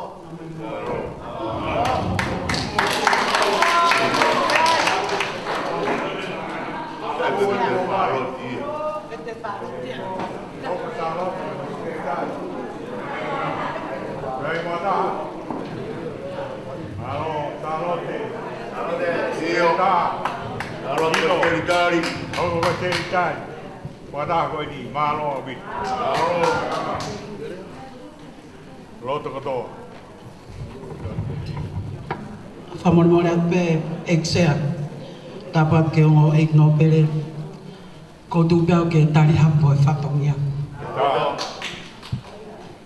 nyong ko e fine motu atu pela ngai mata ngai fatongia na e me mai pese e hamala he moate mo e ka fine ka tore grika pe ki a fa pe mo a he ULUAKI.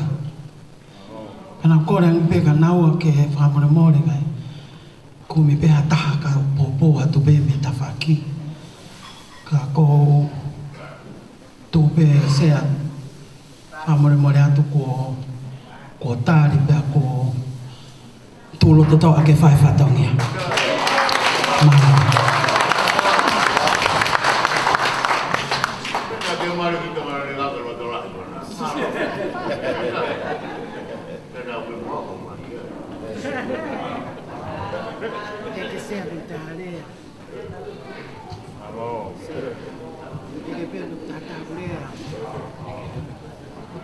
Ia da ke mea mai e da Fakataha malo.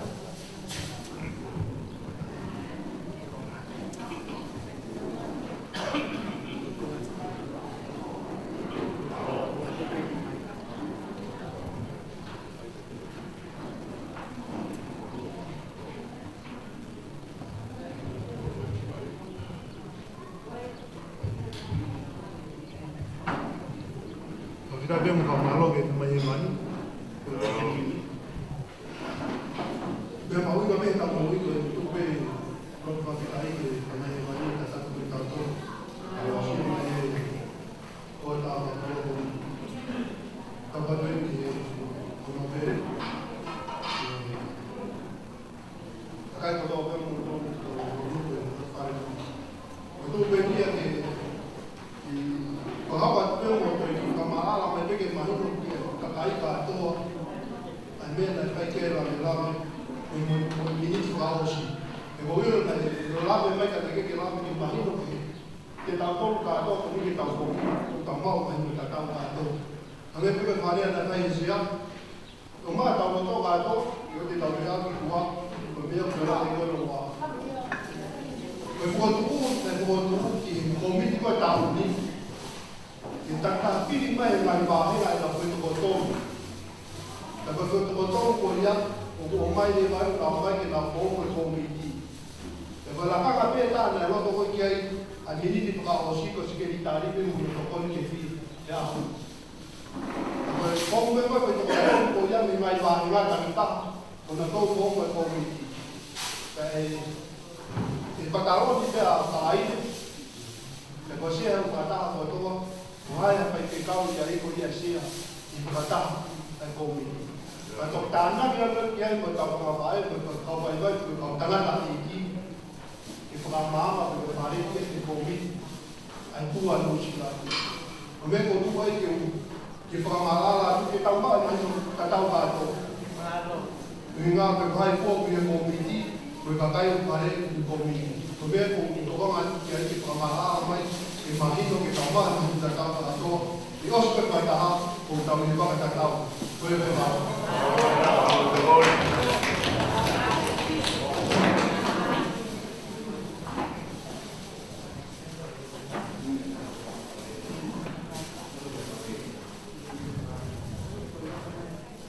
Saya kalau pergi rumah seperti atau ke saya hoy a policía pero si me hace a ver que para ko tui an mo tuan ko panong ko tau taki ke fai kau e ea Oscar to e ko to e ta u le uan ko sai ke ki ko wi na o pai ko tu me an Oscar to e ta u osi na mu o chi ka le ni to ame ko e ko a fo o ni mo ta fo o kai ki tau te lau ka fo ta tu ta wa ra ka ni ko to a ni ri na tu mai se a te tau fi pe kai ame ko fo ka am ne fai a ro ro kai ke tu wa me ke fo le le ka ma tu a pe a pe ko tau te fo tu ka la ka ame ko tau ko hi ko me tau lau ke ai sea o tui a ui e rea ne whai a ULUAKI ka koe mea ni o whakakoke ke tau ai ke toi maa o opoan ko tuku koe ke lere pe he waka tai e hano tau mua a ngage i se rue pe ko ai koe ke tau ai hanga i lakama mai ha mo ni pe ia awak tahu apa proses kita tahu film dia macam tahu tanah apa saya kita ada foto ULUAKI boleh perfatongnya aku tahu file tahu tek-tek ke file kau umaro orang ahli tua FAKAILE kele o kau fata aku tahu tui kitong aku tui ada kau ya o foto aja IPC ke tata ke file mo se ke tai ko na ko fi ko no to e fa fo fo na e mo me fi tu ko to be ka me na roto ke ai ke fa ala ke na ko ta la ke ka ta ki ko ko na fi ko ile ko fa ko pe se e be la ka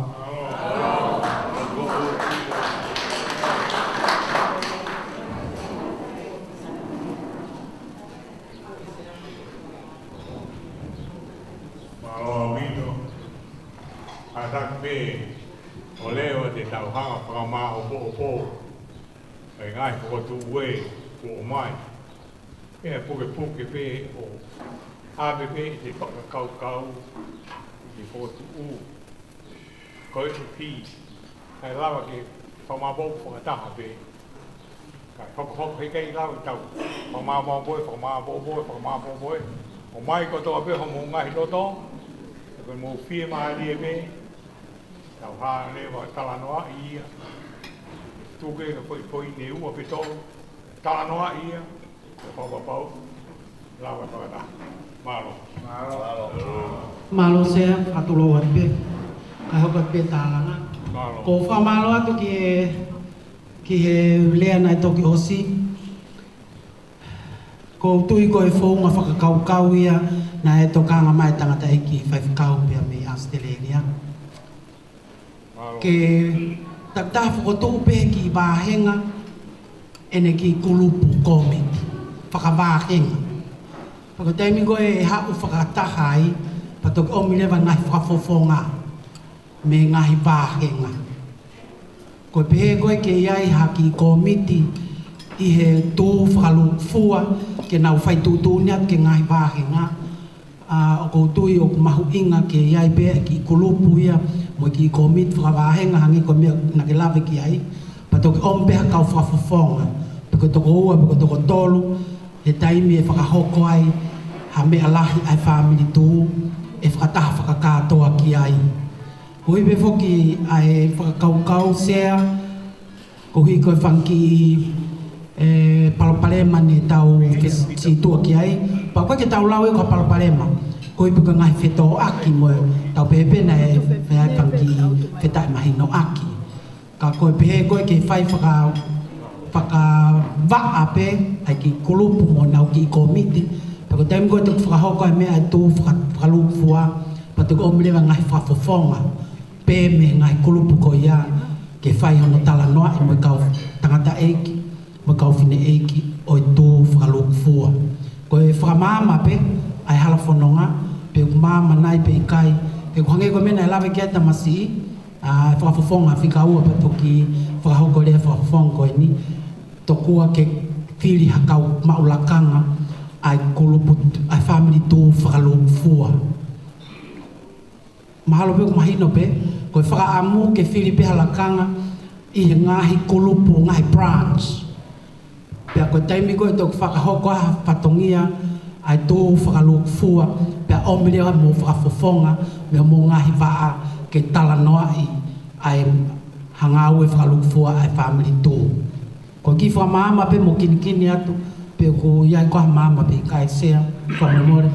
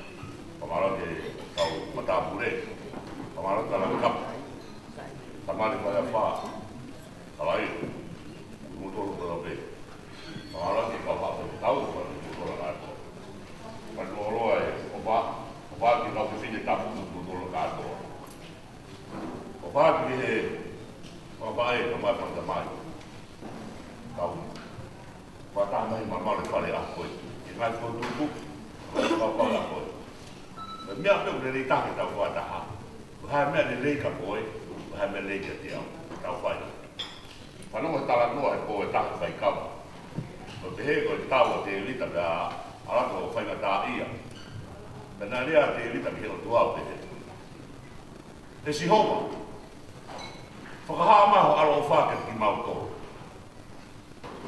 Pea ke whāki mai, o whai whamui ki mauto. Whamin tū, o pehe paka o pārangi, o whakapārangi, o pehe skoni. Na pehe te vita. Oh Lord, show me your mercy and give us your salvation. O whataha ha koe. Hai alo ofa. Kau mai ahoni ko moi. Kau fa o. Hai mo kau mai ahoni ko moi. Ko moi e masipo. O hai te taha. E le lei te koi. Te le lei te ao. O me ke sekretari. Te tau noa pe tatu mo fia mai. O te tau o mai o. E he ko hai usai, ko hai usai. Sai ko toa pe. Ko alo ofu. Tu fai fa moi a o. O te au e tau whatato e hono smahino. Hono pataloni. Hono segretari. O ti tunga whare ko mato ko ni e. Tau e ko ni. Ko tariangi pipo whewhe ko ni. Holanda ko tolo kamari. Kalaile. Rangkap. O whataha mara. Mo ki mo tolo na mo kamatai. Whakapau. O mua te tau siaha i e kila ki nau tolo. Na nau kamata mai. Pulela'A ko ni. Mau dia main tak mau tahu. Kau fikir sama. Ayah mau tak iluah. Mau bahagia tu bapa. Kau mau lat. Kau mau halak. Apa mulut tu? Fakir tu siapa pani? Kau harus bapa mulut tu. Dia dah pernah tahu.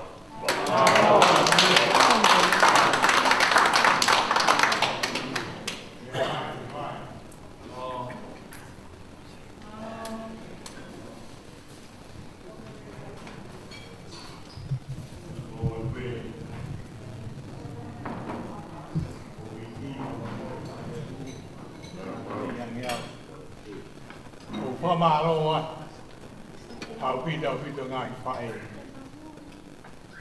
Homo roto ni li. Alo. O hai pi hau i alakanga. O fia au pita. I PATALONI.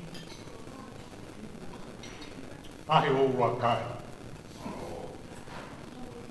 Como se vai niki.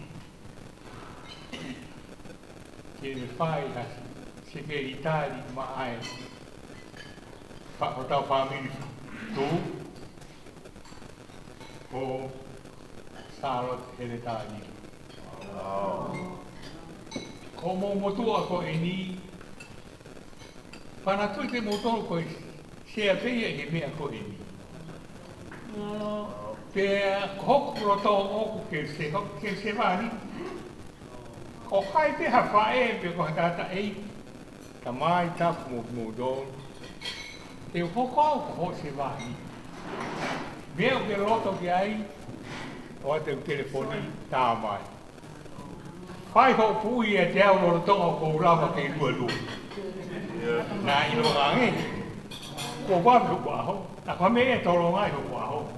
Pui e te au ko to lo ngai wa ho. Ko ia ko le ka mu to. Ngai fai. Me ko na fa ha ki mua ta fa ta e ke pe. E ke pe tau tanga tai a ko e EIKI mo roto e ke he ia ka koe mea koe he tau hanga koe o mai ai EIKI ki taki pe tau roto ko toa tau torpia hange ko fotu ko enti o mai ka taha me ngan Kulupu o pahina paha tu pe ka moto Fakaafe o Fakaafa mea o mai ngai Kulupu tala mai tau Patataha ai Fakaafe nau roto pia koe mea ia koe te tau taha kai ke tau o mai tau toru koe pi ki he tau whamiri tu tau whamiri mo EIKI ke kumilaka wami kai malamai o fonga ofo si hoa eu fononga me fononga whamiri tu pia ka pau e pehe lala me se mahani ki o hoko koe tatu ngā ue e EIKI koe tau whamiri tu koe tau whenga ke puke puk ai tuk ai ki whanua gani ki lai mo whanua whaunga aua e mai e whaunga patupu ai tangat pe aua mai e whaunga ai whanua pe aua mai e whanua ai PULE'ANGA pe koe lot Aumi pe whaunga koe ai otua e koe whaunga pe e te tau nofo e tau tolu e whi mai e mo nonga whamaro atu wha tangata koe ia KALAILE Io PATALONI mea pe koe ai hoko koe PATALONI Hono to e ko kau se wa ni ki ko to e family tu tau to tau fono ai no ko ia e ko malo atu ko tu ko to ape pa mai ko ki a ho be to bi me a tai ki tau se ko to tau ki pata ai mai ni mai tai mi ni ka ki lo be ho ki ki pa ma ko to ro ka tau Alo api dengan foto tu mai koe me koe tau nopo pe tau tolu ngahi pe koe muau kata nopo ki tau mua e EIKI kata paa fo pai malo abito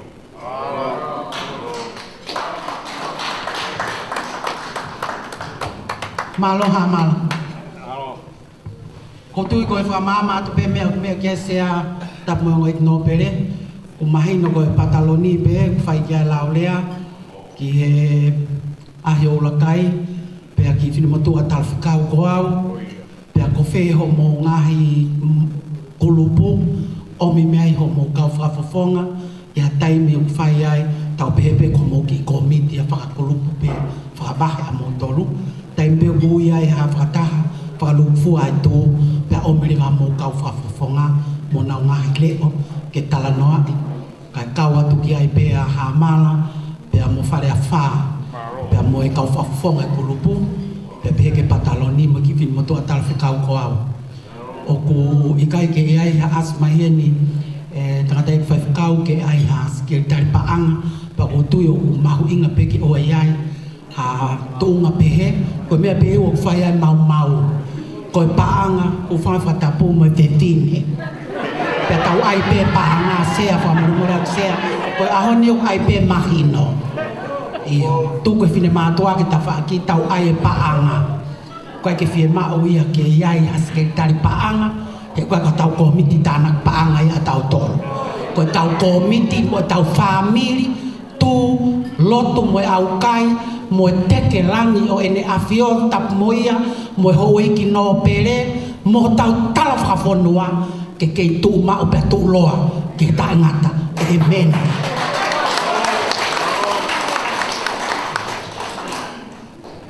Kore bege ho whangai whakatapu kai whai bea ki whehu. Ka tai whabore more pete ti whekarea tu pe i lala. Pe ko au pe usisi tahai whareni. Malo. Koe ki whehu i pe ka taki pe ai sea kai kore pe mua ki sekretari pe ki PATALONI mo Hamala. Pe ke lava mua ke toi whakapapau i mai e ngahi wahe. Hange ka te au koe wahe sau te o ua, sau te manukau mo sau te menkuri. Hange ko ki mautolu koe ni he uesi, o ku mau uesi mo sen solo.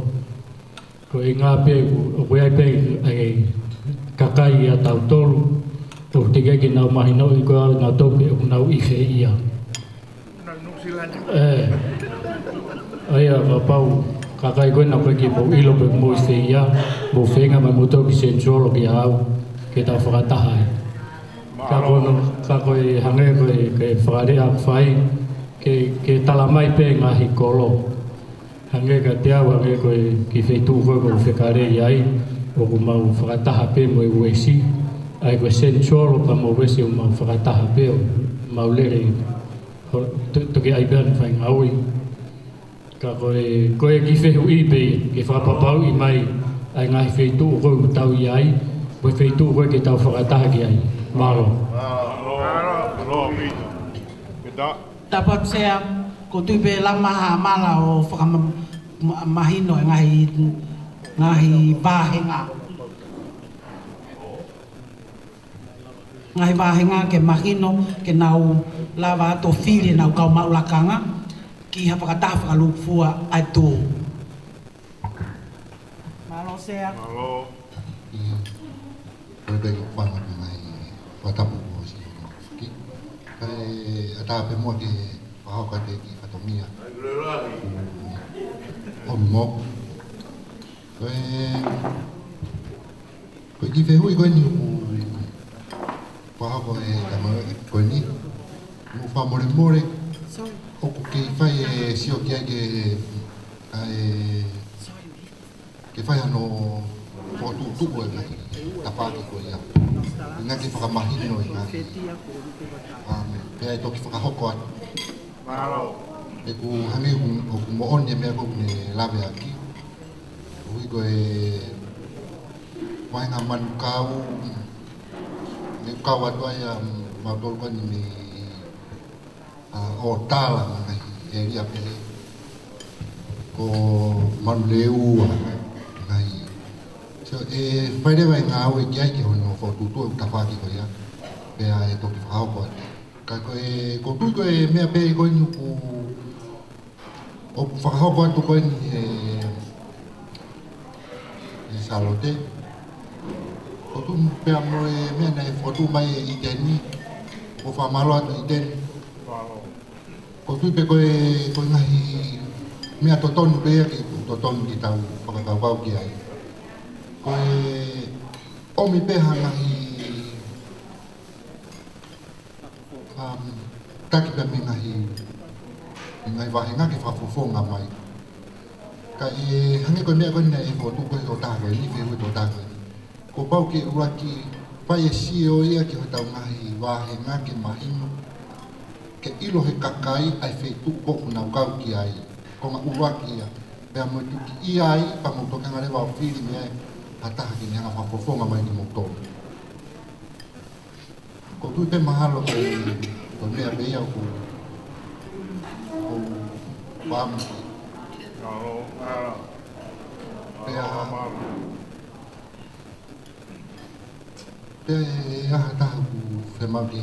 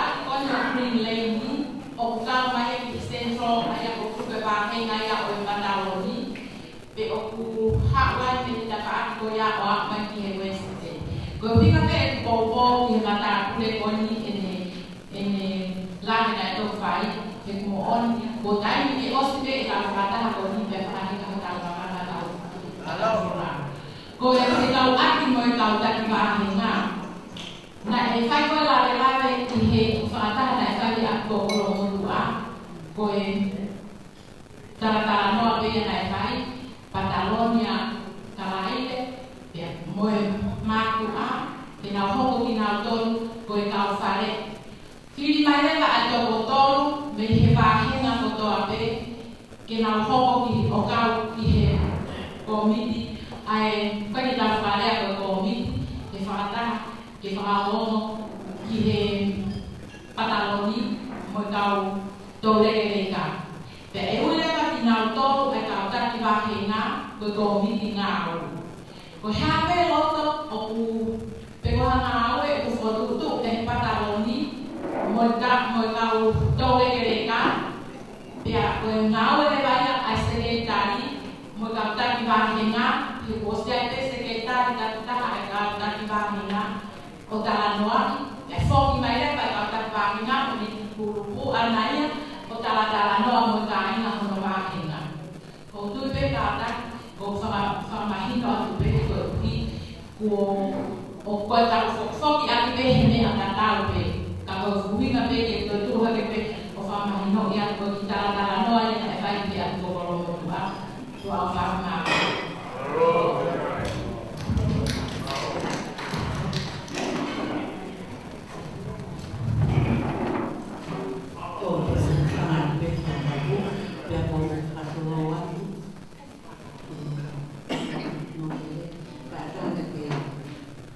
ko nakaya ko mau asal kalangi sa mangkal osmau mangkol ya ko osmau pa osmau mang foto to mangkol ko si kapal ke udah nakai kain kena puna ko do kena pa osmau mangkol kayak ko ya ko ni ko mabai aku ya kante, ko ya pe mo makapan ke kau mai sa he ko ako komanda ko keno kamal ke ko navy ko na ko tanya sela na ko sige tali ko detali ko ya tamo ita maso dia leo ko matang to ba ko ya ko sima wa sa ko kala sa ko angkau ya kêu cái mà tôi là phải tàu mà rồi so tôi phải tăng lên con tàu bạn và kita EIKI FAKAAFE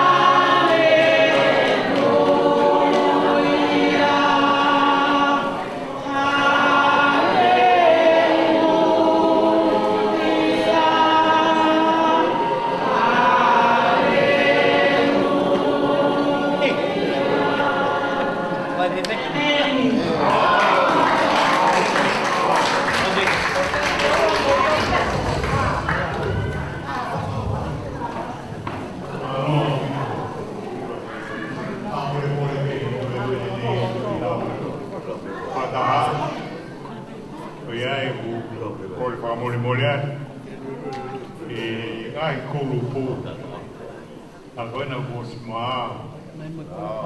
A feita em água de lei. Foi aí o a lei be. Ai Kulupu agora o mal e não calma e me porque o mai como ele com secretaria. Secretaria que o mai o moa que é de o quatro na água. É que ngatai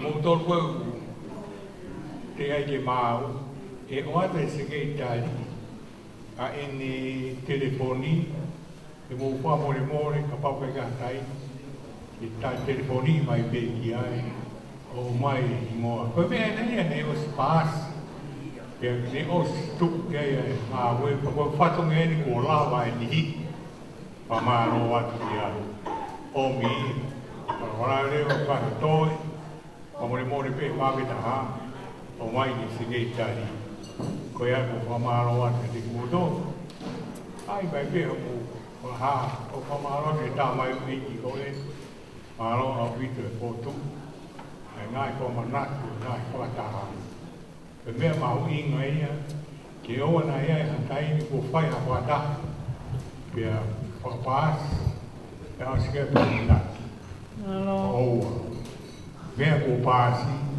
que a gente lava no web. Então, o web é FAKATAHA. Vem com o passe, que é FAKATAHA. O minha, no time, de Auckland. Para mulher mulher, então não é muito assim. E que é que ele olha, é minha pena. Para formar o grupo foi e eu.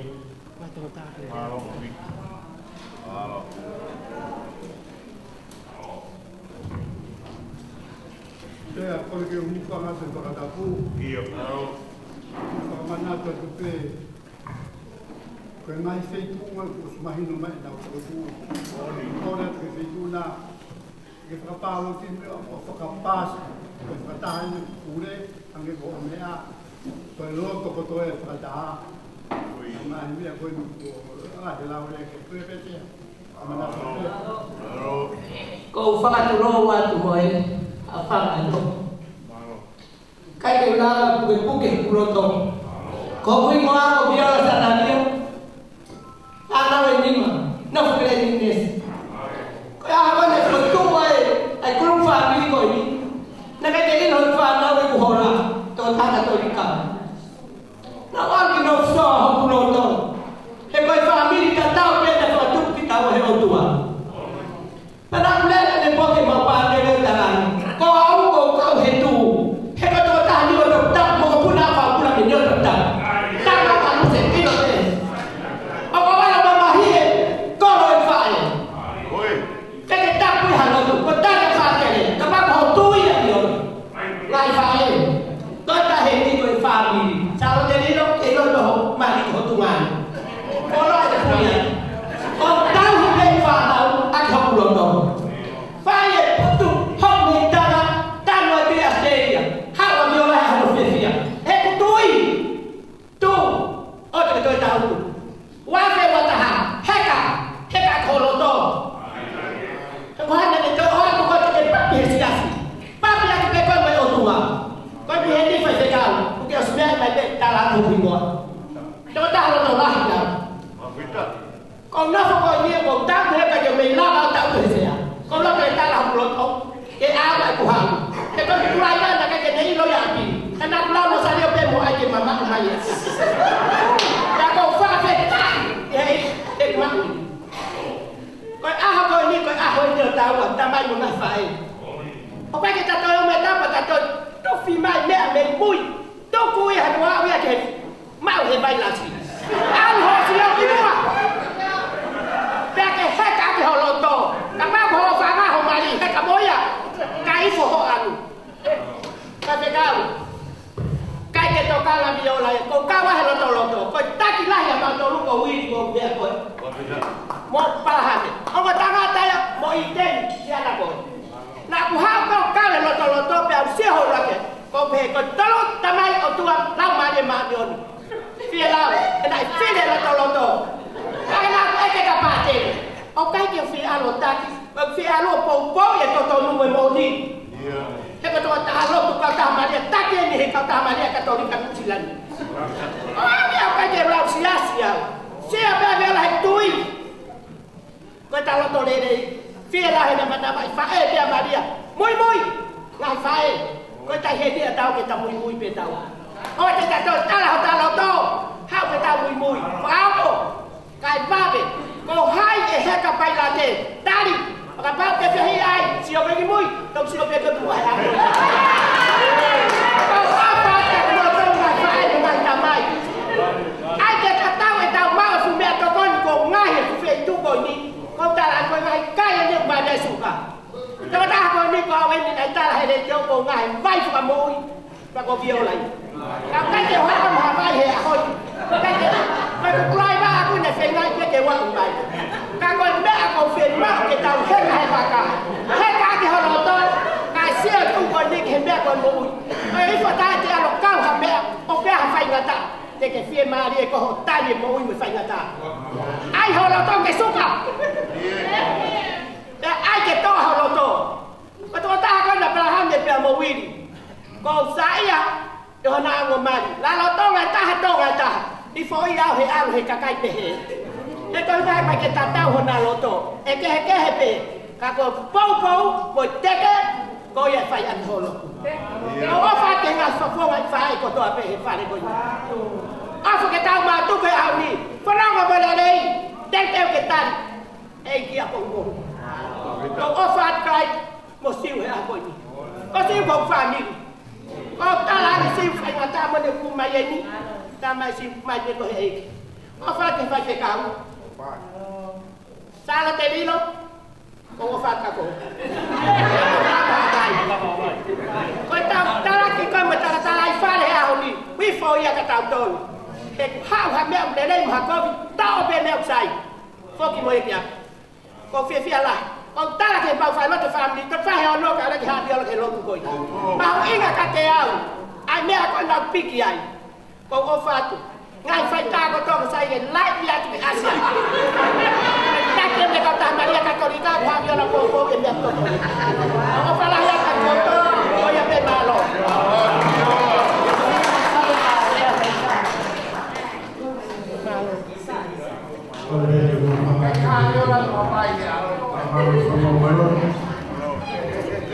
Kamu ke tua ni ke Asia yang pangai itu. Saya, aku rau tapuak. Tuan, ya fena mari, aku ke kolonga ya. Aku kau dah saya, pernah Kulupu yang mengahi bahena kau nau mau. Kita talah no loto kamu ni lau ai poto. Fetu kau mah fetu kau tak tahu foto ngah ke nau.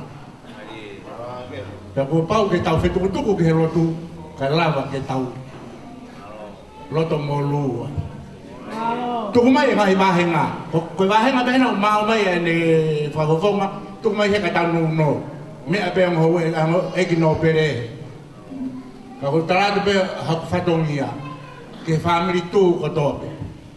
Kau me aku ke fakala mari. Angai kau lau emadu awi fafu den me yai. Kau me aku ke hepiki. Mo fora haka i tala fonua mono mahu me ya. Kau tu tadi fakiau kau fai ngatai ni be. Kau hangai ngari mak lolo aho hetala loto. Te tau ringi loto pe tau tol he aho no poun. Ya ke hawa kau hiva ke nawa kau hiva ke tali a bongbongi. Ku kai ke mak fatai ni kau ya. Pe kai do te fa lolo le ba marang kau tawat. Kau kamat.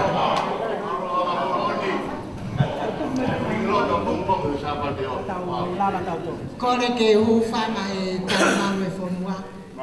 Kai ata ko fa fonga ia to ko to pe tafu. Ta ko na no fo pe o te mo kina me to ko ni ta ko ke be na fa ni foto. Aya mau bu mo ia pe foto ko ala ka. Ko inga fo na be sia ko sia be a ho.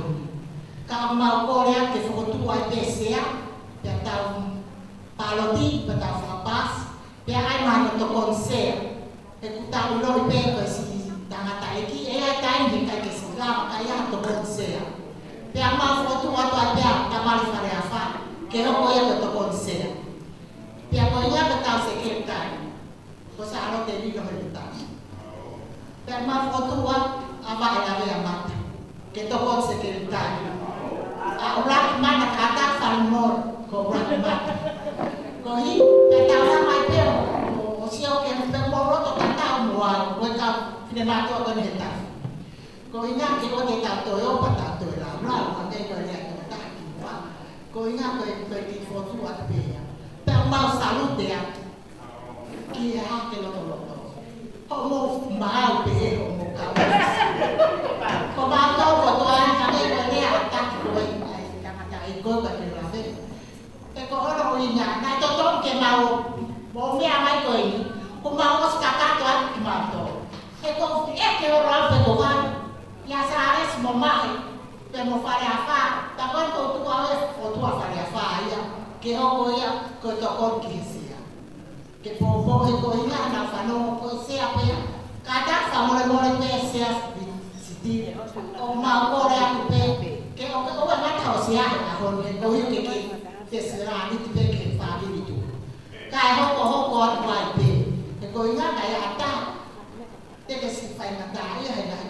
Te ko ingat ko fai kita ko. Te hale wa to ni te mo tala no ko ha ne ko buat ko ye Fakataha. Te ame to saro te ya ne ko ke saro te ko define fe kina. Te ha wa mata o buat de Fakataha ko ye fai ko ya. Ko i ke re pe ho ta wa ka ke ko wa to. Ame ko tomato. Oke, dia mawa di mato ko ko mo ai oke ke mama ko salu ke ati ha ke lo. Au hai fa kia ko mo kakak ko be. Kakak ko ma mo to ya ko. Tapi ate kita ki fakakau be ta. Kapau ke dia ke ha ke fetu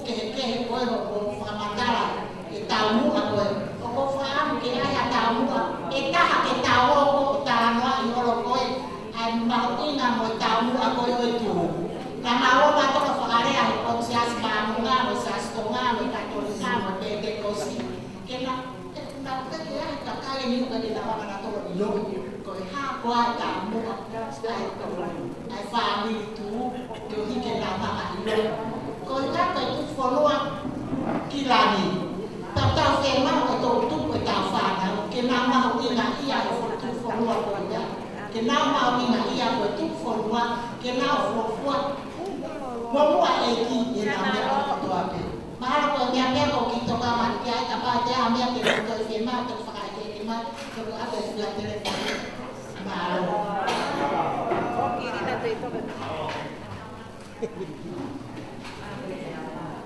mahalo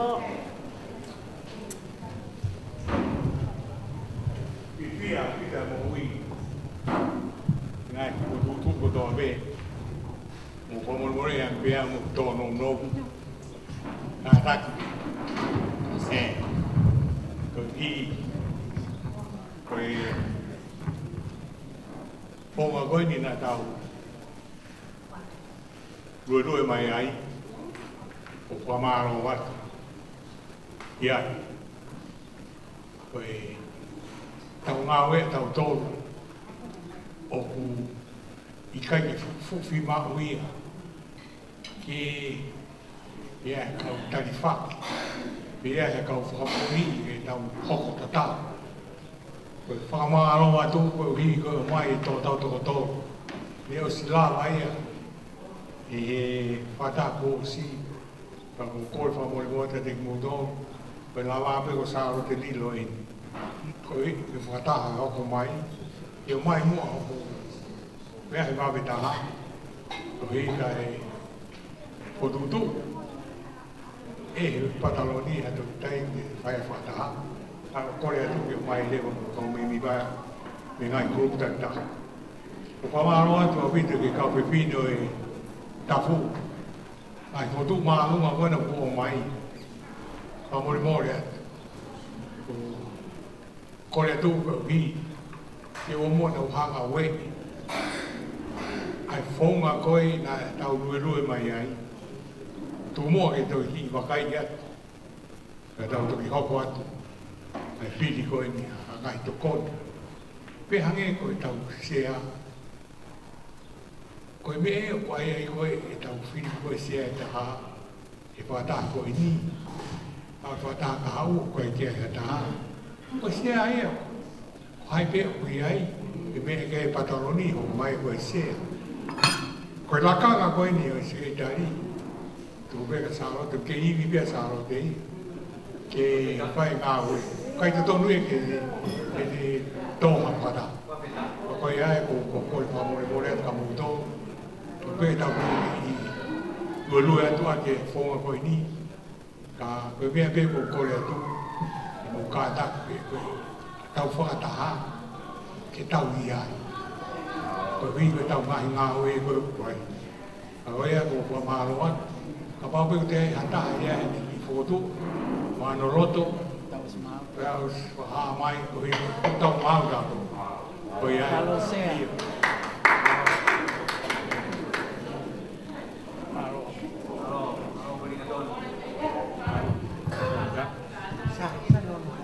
hawa toilela ka ta fa mole ko ki fenga pe ki fa pa pa u ya pe ta ko wa na ko na la ai to ta ko ni ta fu fi ka wa mo se fa mole na os bas ti ke ta wi ki ni pa kana ta ko to ku pa ta na ni ya KALAILE pe a to ni ke ta to le ke ka pe a ko ta ta ba ha ta fa mole PULE'ANGA tapi kini mau kisah mau bahas kata mu on hektar lain benar tu yang mereka orang yang kira osi alam bukan tanpa hina aku mau semangat di hari untuk kata biasa kau ya kau ada kau tu kau tahu kau ni tu kita kafe luar dia tesi rumah dia ni agaknya kau tadi kami kamu ya hari untuk kau kami osi ngalu kata kamu mau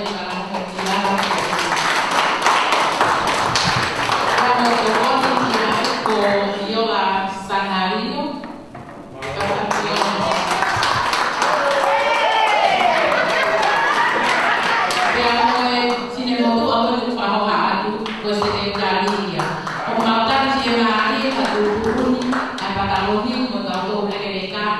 mo se ke ka lahi o tu anu silani ha be mia te ka ho wa ki ai ka ho wa ki te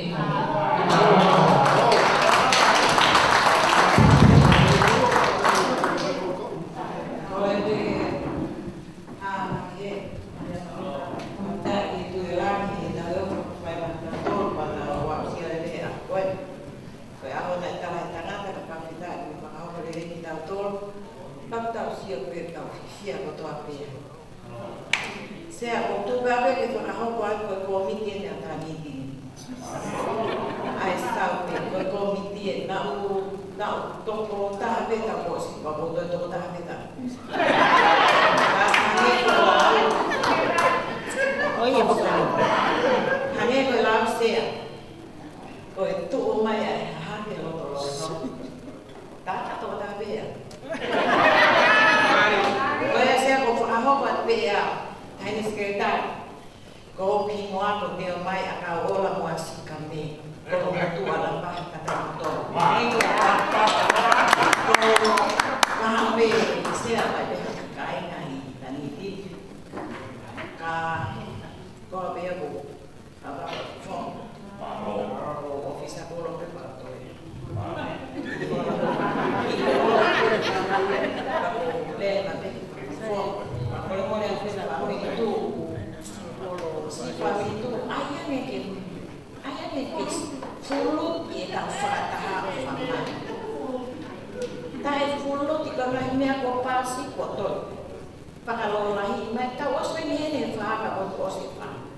Malu be PATALONI KIHE fundraising yang naik itu dong yang kita overload. Kaya siya ko offer na yan kapoy, kay maong siya ako'y offer ni komit for papo to kapoy mo ang komit. Ko free be ang 1 kilo. Kaya ko offer na kamoto, ko siya pwede may nisaute, ko loy ke me aki ko fiha ko makamu mo motore ako ni. Ay ko pa. Para ko South Memory. Kuos mau ka so dia. Ko palu da takamodonga tutuila. Sisipati ya moate tuiha ngana. Ya tokon dega salo delilo herita. Kama doki foki o fiui ho maukaina. Ya talamaya ke ang halai tohi. Risit o famahino ina makau he Fakataha koe.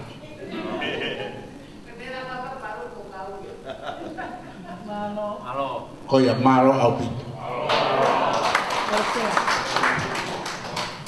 Kau ki famama pe ke sea tak mesea mo ignopere holope mo mean. Maka ipekia yo ku ma lolo Fakataha eksea ko mau ma ke lotoloto. Mau mai hanu kau fafofonga. Mau mai pe mo bahinga mangere. Mau mai pe moe vahenga ko no ha mala mo nau manukau okto ia vahenga ko fiku I vahenga ni tolu mai no mau toya Central Auckland mau mai motani tindi ai toya Central Auckland ko ia pamol mo ko hai ku Central PATALONI pe musares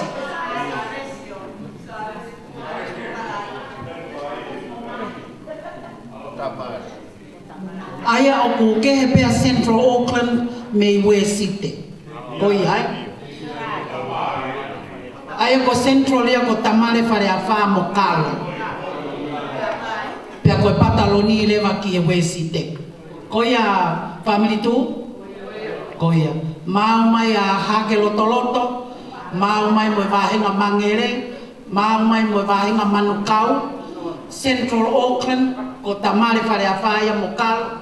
Pea koe West Auckland, koe PATALONI, ko KALAILE. Koia?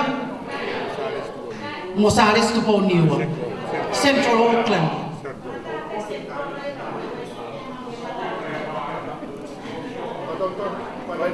Oku na Fakataha. Koe mawahenga ke pendia. Iyo. Kata whamarumai ko Central o kau kia manu skolo manu alipate Chenchungham, let it be out Geloto City, but my wafawa. Kau fakafong ay ko Saresi, Mahi, kamo Filipe. Pero vahe wesi, oku anda pe pataloni pamosiu. Malo kope mo malo apito faleafa pe apihe ke pataloni centralia pe mo wesite. Kono kuto frahoko mai pos mau mo welinga toni. Ko pahinga welinga toni kon frahoko mai o gai pe mo nau kau frafofonga. Ai ko mahino pe ensea ko kau frafofonga ko ia te nau kau mai kiha fakataha falufua a family tu.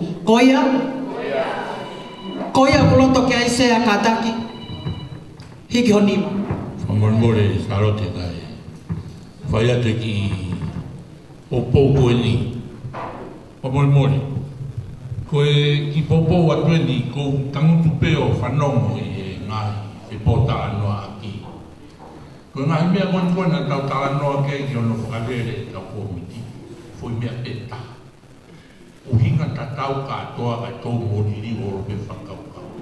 Kau kuikai ke whakaloroa ia.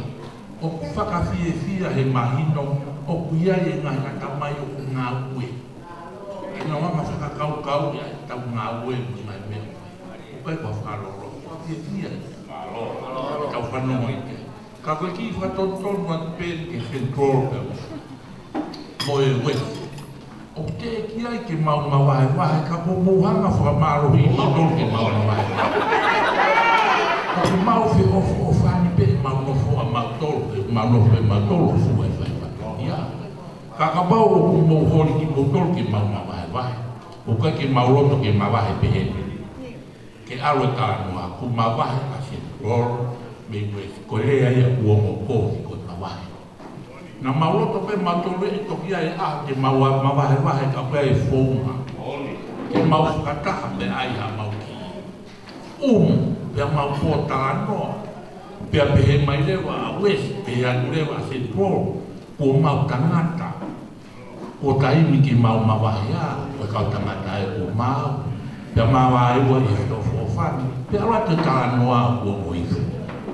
Ko pehe ko mawahe. Ko ki au.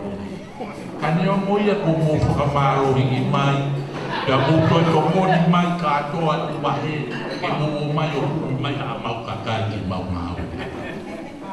Ka popo, pe popo atu, whakatu atu, a whakafofonga a central, Tares Tuponiwa, pia mo mahi, pia mo whiri. Ua tangi o pao, ua pao, so ika, tauki.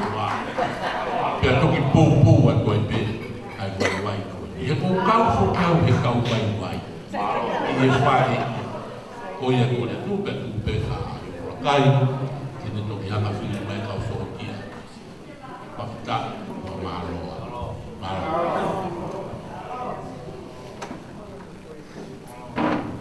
Pamore ato e pe. Kou tui pe sea, kou kutari mai, ai Fakataha i ki nia ke ki wahe li aki koe ni. Koe mau ki wahe mato hange koe lea koe ki nāsare ki. Nea ne whea hare rei nai hau me nāsare. Kane o ia, koe taki tau mo mau whetu, tane la tui tupo. Koe whohako tane la koe ura kolo perekia mo mau whetu. Koe ia koe taki tau koe pe ai, koe tane la tui tupo, pe tokoni ki ai a una tau ke iaho. Me ki ai, pea toki teke atu pea mo langkapo mei mui. Mahalo pitu.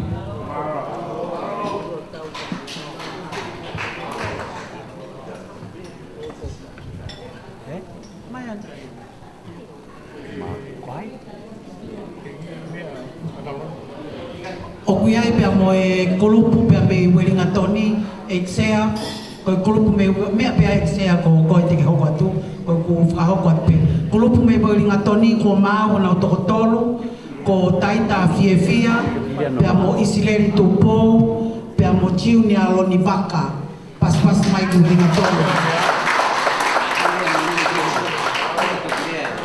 ngari ko maa ngari ngahi wahenga Pea mo nau kau whafofonga ko ki nau tō te nau whakahoko o ka hoko a Fakataha laki ai family tū pea ka o kau whafo. Mea mai kau whafonga ko ia o kau ki Fakataha laki. Lava me sekretari. Ko more sea ko e whamalo atu he whakatokanga mai. Nai os kau fok he tau potala noa e heni e tau whafofonga koe me PULE'ANGA me whairea sisita. Mea koe ana tau osi mos mea i pe, ana e whai tau tala noa ki ai. Aia koe ahonia sea, koe tau loto pe ki ai, ka toki tuku rewa ia, ki whairea sisita pe mo salote ke nanga aue, ke re sisita. Aki tau loto. O whai pou mai me he whiwhine whairea sisita ku whaloto lahi mai ki tau tolu mo e tala monu mai ki family tū. Ka pau mo loto ki ai sea e whataha EIKI. Pea ka pau e whakapasi, e toku ngā ue rewa ia, pea mo salote he kuna waaofu mo salote i he mga himea whakalao. Ka kune ala mai ko e tahaiha fo i la KALAILE ki o tau whaamiri. O ka pau te mohanga o loto ki he ahoni, pa toku tuku rewa e ngā ue ko ia ke whakahoko ki nau. Mahalo koe mea beia sea o whai ki ai whanai os whai pepo tano ke po whai whia loto aki. Pea koe toko tahain kong ne whai resi sita ne whare i mai ki tau tolu koe tahain he mea lelei ke resi sita ki tau tolu. Ai ko kalolai ne lavulo. Koe hingo ai au ne whai koe ai resi sita. Ka atoa u Kulupu resi sita i nusilani he PULE'ANGA o aruia ki he te pire e whiwhine koe ni. Pea whawhetai toko ni mai ka ki tau tolu. Koe pe sea.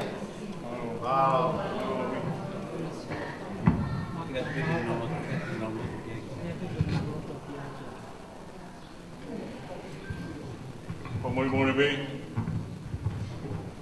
Lolo e me ko do be. Ko i fu e ko taha tau ki ba. Ke tau loto. Malo me ko e pamalo atu. Ko i ba vai ko ni e toko ni. Ke le sita e family tu ko i kai lava. Ki tau ngā ue. O whakaata he PULE'ANGA. Ko e ko le tu pau tau ki pālo ki mua koe tau roto ki ai ki le sita a me tū koe ki koe PULE'ANGA kua pau koe ki le sita tau pālo koe e roto ki ai koe kata ko ki kono niu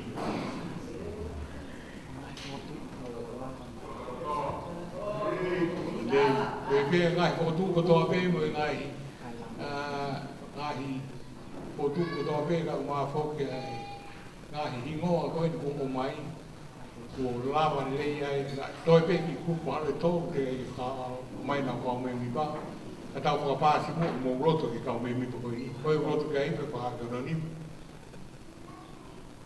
oi ko ta ka ki roto ki ai roto ko to ni ai ma ro ko ia e ko ma ro wa ko vi ko lava pa to ia ka ko le be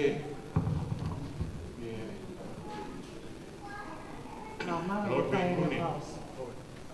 Kai wa pamalo ki ke.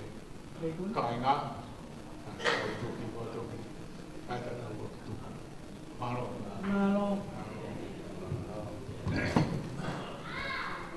Malo sea.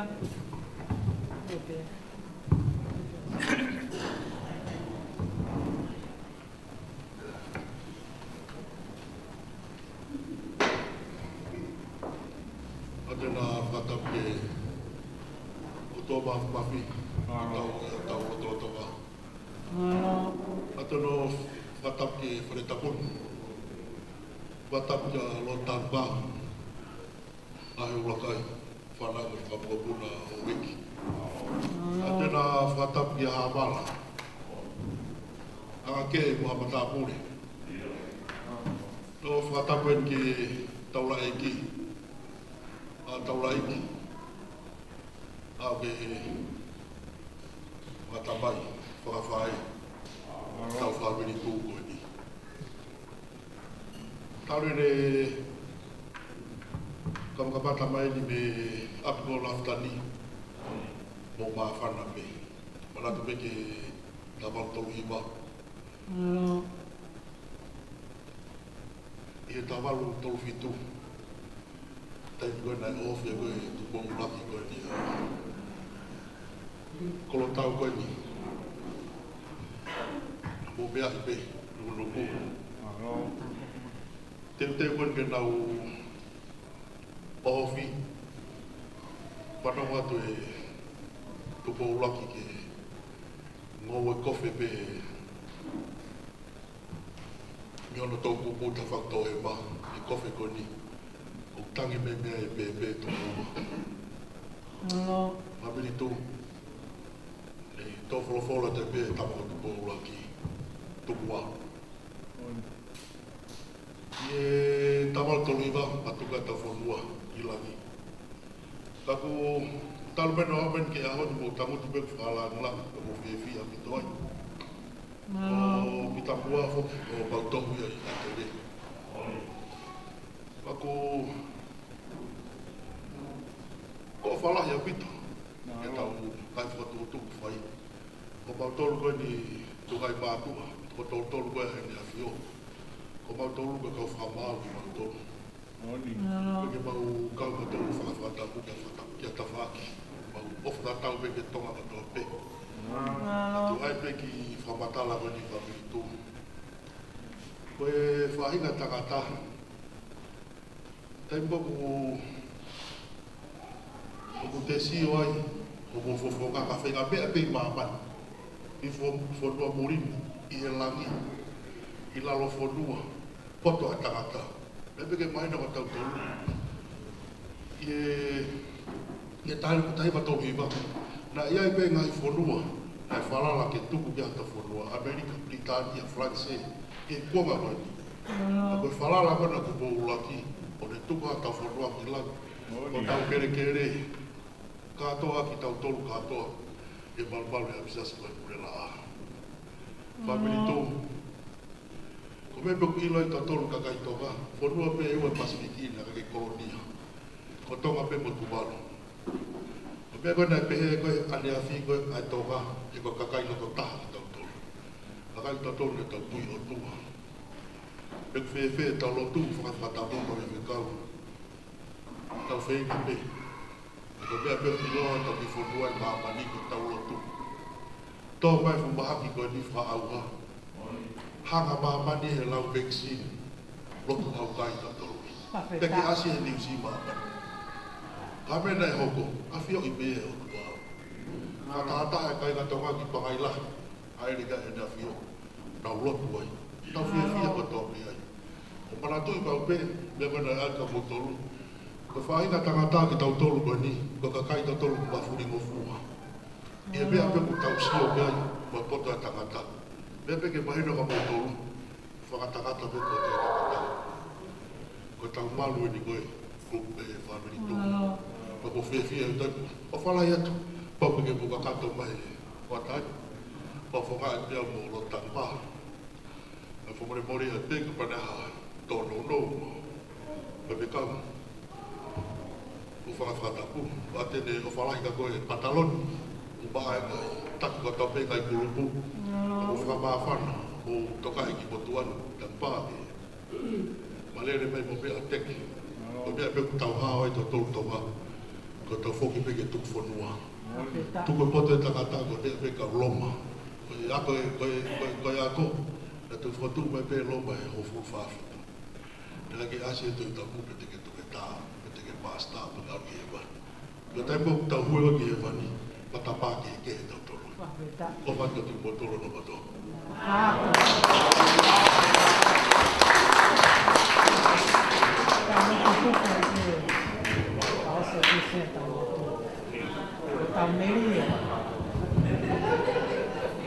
Tau whamaro ai o tua, ta tak mai e tak tō e patongi o e āpo i whamaro ai kakasik. Koe e mōlawa e tau, o e taha, toki tutuku pe o toki o atu ai, tutune o hoko, me sekei tari e moe paionia. O ia e tau whiunga, o pito, o mea mai, Fakataha e ho taimi, e ki mea mai ai, Lord Bekune, no wonder you are the noble Tonga. Hopefully, God will lead you in the right way to a good future. Hopefully, I have a model. Tau hiwa, te au me hong fuma pā hi mi ka mita na wana moi wā. He iki koe o pā au koe mana lolot. E ngālo he kuke e ngā hinga hia. E koe uwhi uwhi e ko komi ko toa me.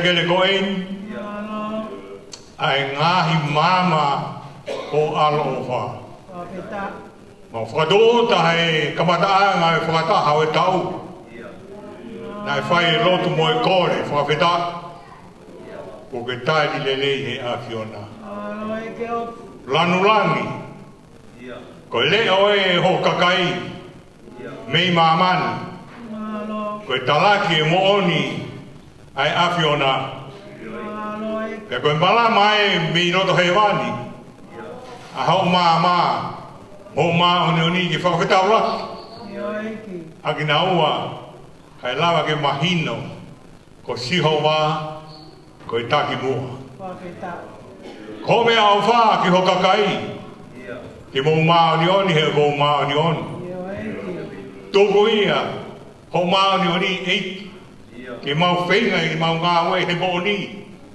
Ki mau whenga i mau ngā we he whio whawhani. Ki mau whenga he ngā we ki tatak. A ki pēa e māma e eiki. Ka pāu i kaua si hawa he langa e whakataha koe ni. Io. Ki mau tau whanua ke mou i dai ngata. Fie fia ka koha fie fia eiki. O hiko hau whakalau maari e lei. Lot be i kone. A fio mai eiki. Ko i foka whare a wha moha matabore. Ko i taura e ki e loto. Kau whai whi kau. Ngai whae, ngahi tamai. Whanau e si hoa. Ko kore atu ki e te kau. Ko i whawhonga e. Ko i pataloni. E ki whamiri pata e. Tō ke whamore more ai apiona. ke moni monu moni tonu ai ho fofo. Ta take aki mautolu hi o maone o ni. Pa mau ilo ai ho ke le simo o tapu aki. Ke fua ke mai ke whateunga aki e maulea mo e mau mawe. Ke mau fie maalia e a klaisko alo. Ka ko mau wha mo hui. Amen. Alo o whatau e iko sisu klaisi. O whalahe o tua koe tamai. Whio hi mo e lau maari e maa mo maone o ni. O fwoi a ia EIKI o ngahi aro wha. Ia tik mau tolu koe wana hili kai whai peo tai ngata. Amen. Amen.